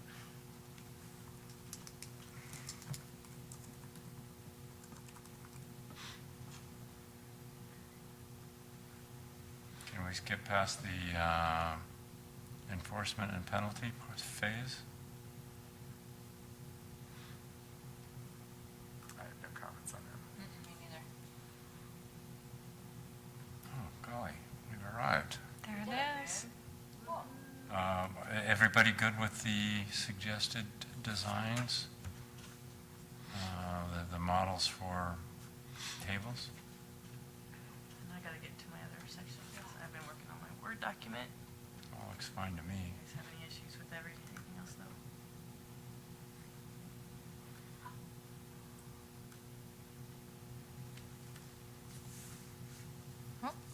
Where'd you go? I don't even have it up. No, I'm looking at my screen. I made things disappear. Okay, yeah. I'm okay with everything. I have a question. Is there a suggested, like, specific maximum diameter for the round tables? So, I'll pull it up here in Probably just a whatever minute, sorry. fits, right? I mean,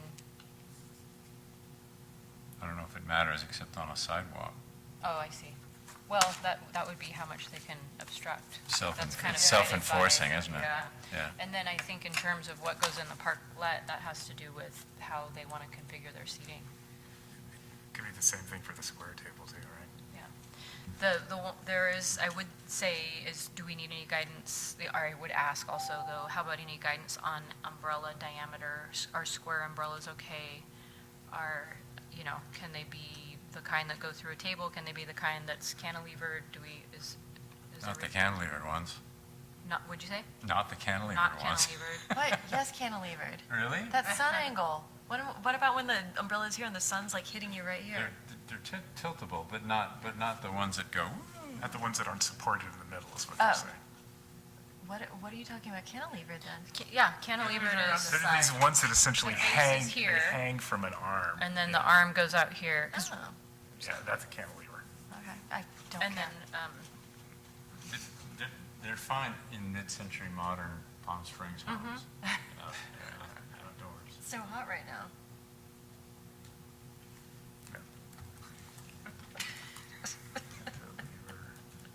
Oh, yeah, shut my mind.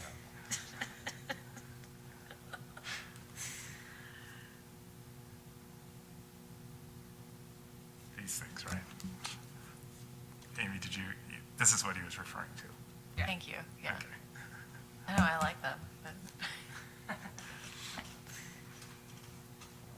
Maybe they don't really fit the, The aesthetic, the gold. Yeah. the- I mean, the- does a regular umbrella fit the Gold Rush aesthetic? of course not, but we have to find, do cars fit into the, we have to try so I would say, to head for a traditional form. yeah, So and, mid-century cars should not be parked in town. right, no. Right, My definitely not. my opinion as a design compromise, which could be totally vetoed, just in space planning, if you have a cantilevered umbrella that is actually fixed to your pen, then it frees up more floor space to arrange your tables the way that you need to. And if you can use a square umbrella, you can actually get more coverage. You could have like a 10 by 10 umbrella, or you could have a rectangular umbrella. I don't know if we're open to it, but I do think it gives a little more flexibility for like some sort of And are we coverage. completely, like, I know that there's language. But if we want it all like that, I'm not opposed to square or rectangular umbrellas. What about? you just want them and to have are- a post. Are we not okay with shade sails? Because they're shade structures? How is an umbrella different than a shade structure than a shade sail? You need posts with guy wires essentially to support, to suspend those things, because they take some tension to, you've got to have really quite a structure to keep it like Okay. taut or to function properly. Rod's thinking. No? I'm just thinking, I mean, it seems like it would be possible within that structure you're placing the ground to do that. Are you saying it's not possible? I'm saying. Well, it becomes a. More of a trellis in a Agreed, way it's or A something. messy, it becomes a potentially messy aesthetic. and expensive, et cetera. Yeah, but mostly Shade like sails are very a cheap. little bit ad That's what I'm hoc, talking about, was huh? the aesthetics, yeah. Yeah, I'm not I feel like that's very modern. So while I'm like, cantilevered thing, you get the same, but this is personal taste, right? So it's not science, but like an umbrella still looks like an umbrella. A shade sail to me looks like something that's been invented very recently. But Yeah. in fact, I would argue it has not. I think that probably They did those it's first. the most basic form of shade. I actually, I agree with Amy, because I've built them on job sites. When I Right. just am working on something outdoors that I have to be shaded. Yeah. And so I've made them, and they're neat, but they take guy lines, Right. to keep it taut. But they do free up space. So They do, but it becomes a real, I think the question is, so if Potential the mess. person's willing to invest in, so if they're willing to invest in that, is the aesthetic, you're talking about the aesthetic That's what mess. I'm talking Do you about, want to it's allow the aesthetic mess or not? I think it'd be a real administrative problem to Oh, an administrative problem, maintain the appearance, to like mandate a classy way to do it. That doesn't look like, we got to throw this up, But I would argue it's possible. I've seen them look great. I think it's possible, but in my experience, like as a craftsman and a critic of craftsmanship, there's so many ways for it to go wrong, and we envision it having not gone wrong in our heads, but the real world is so much noisier in terms of like, how do we attach this? How do we keep the tension up? Like, somebody with an engineering background could figure it out right away, and it could be like. Me trying to put it up. Well, but it then would need to be very clearly described, the process, and how the support is to be accomplished and stuff. I think for me, one of the biggest elements of that is it's not technically portable. So once it's up, and an umbrella comes down. So I think that's part of it for me too. It's like it starts to go into a different genre of shade structure where we're saying there's no trellises and so forth. It's not, you can't just take it down. You can't just Umbrellas put it up. also, I'm sorry to interrupt, they look festive, they look Yeah. fun, like fun is being had. I don't know, This is where the fun will be shade had. sails look like fun when they have like nice lights on them and. Yeah, they do. Like, I like the one at the ham stand, and they've Oh, got yeah, theirs yeah, over there. And yeah. They do, they look fun. So is this a historic district versus non-historic district thing then maybe? There Well, you go. because trellises Well, are allowed. Yeah, I mean, anyone outside of historic, I'm just thinking about different opportunities and flexibility. Because shade sails are also much cheaper in terms of like umbrellas, how much do they cost? Like a couple $100 Or more, a or lot. more. They can cost They're- a They can lot. go out, and shade sails are extremely inexpensive. And if you already have a parklet and you have the kinds of structure in place, it could be, and I actually think that they're quite easy to take down. It's a hook, it's a tension and a hook. They come with the hardware. But So there's no, I don't need to like beat the shade sail horse to death. We've been here so long. I mean, huh? But I'm just saying it would be nice to to figure out if we want to leave that in there or not, unless umbrellas are the only option. Because personally, I do not enjoy umbrellas most of the time.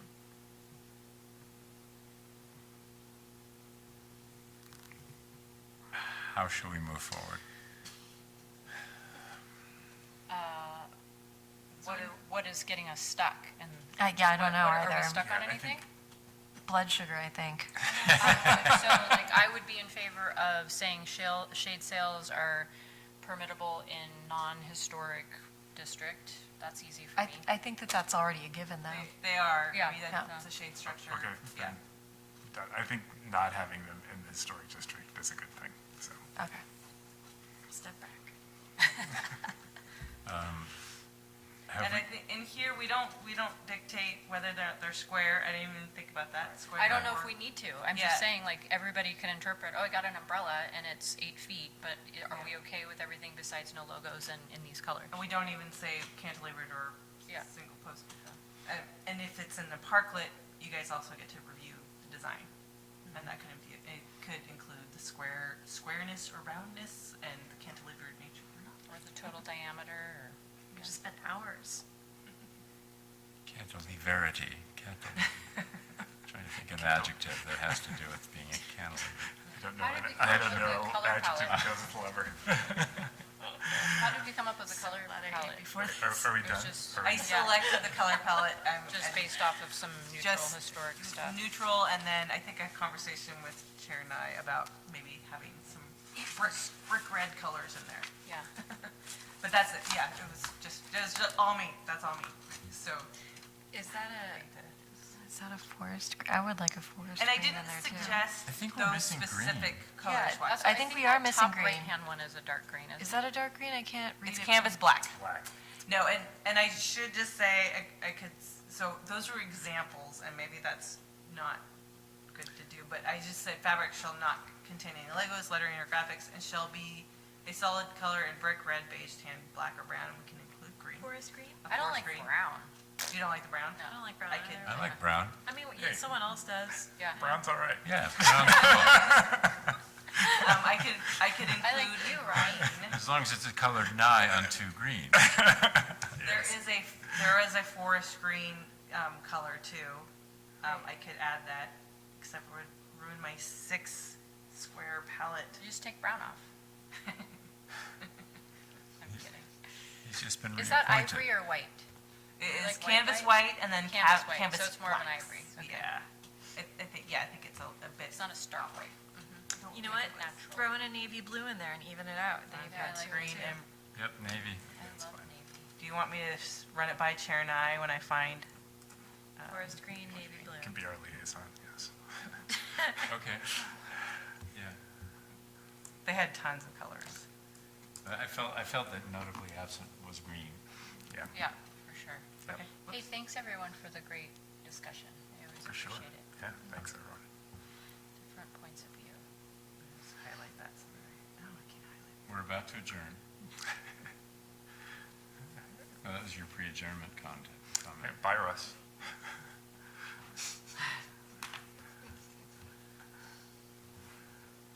Thanks for sticking with us. Do we have to move? You do have to make a recommendation Oh. based on the changes that were made. Okay. Yeah. I Take it move- away.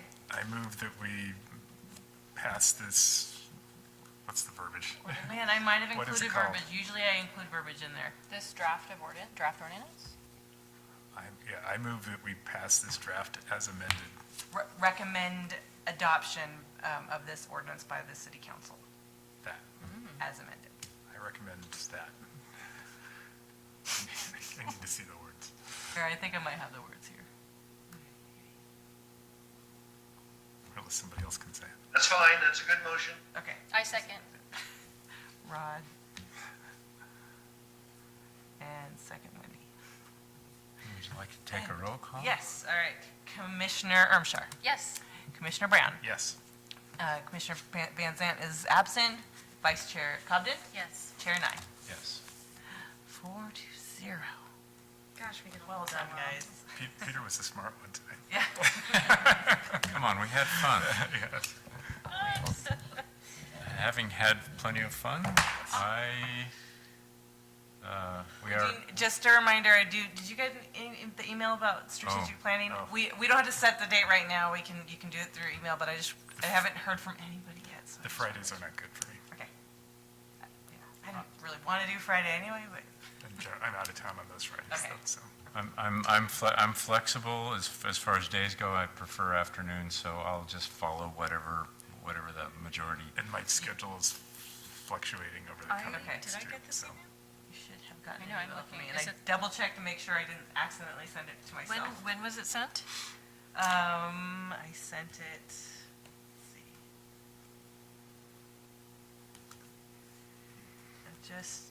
I think I sent it yesterday. Yeah, Yeah. Wednesday, August 3rd at 11:10. I Um, don't think I have it. I do not have it. You BCC'd us on it. Yes, I BCC'd everybody. Can you because forward it to me as well, please? I will. Yeah, I'll send it to, so, I'll just Let me just look resend again. it to each of you. Maybe I'll send it to you guys each individually. Oh, there it is. Okay, Got it. thank you. I did get it. Where, did you find it in spam or anything, or? No, I had to type in Amy's name instead of the email. No, the only one I have for August 1st is the agenda. I sent it August 3rd. 3rd. I don't have Third. anything for August 3rd. Very weird. Make sure you're on there. I just can't do a Tuesday. I sent it to a Wendy Hawkins. She's confused. Yeah, that sounds fine with me. Sure, I'll Yeah, I'll join be your there. whatever strategic is. Hers is coming up. Oh, she is with Stefan's business. She probably is very confused. Okay, so, I think Russ is waiting for us to I adjourn. know. And now yeah. he looks so patient. Does he? Yeah, look at him. That is a patient face. Yeah.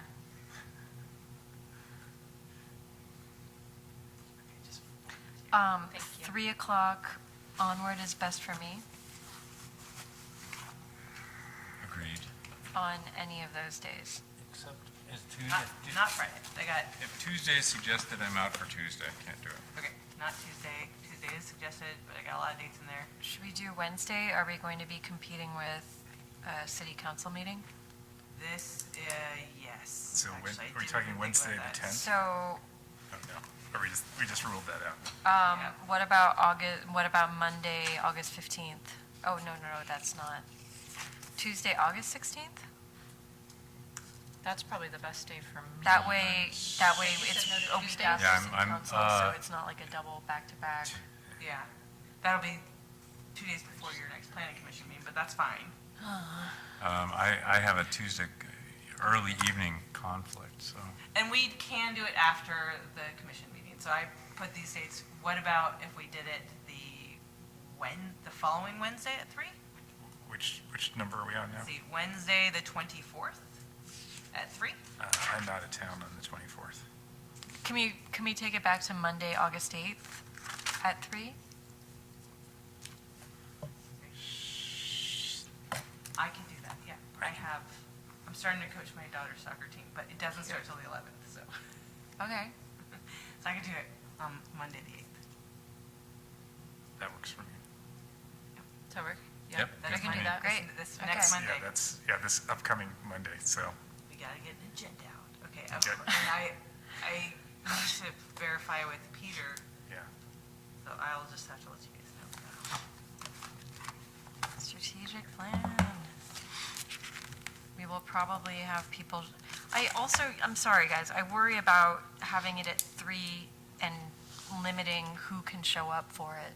So we are having ones for the community. We had one last night. Okay, great. A lot of the community showed. This Great. is sort of, the community is welcome to attend, but this is really geared more towards the commission and your guys' role with the city. Great, okay.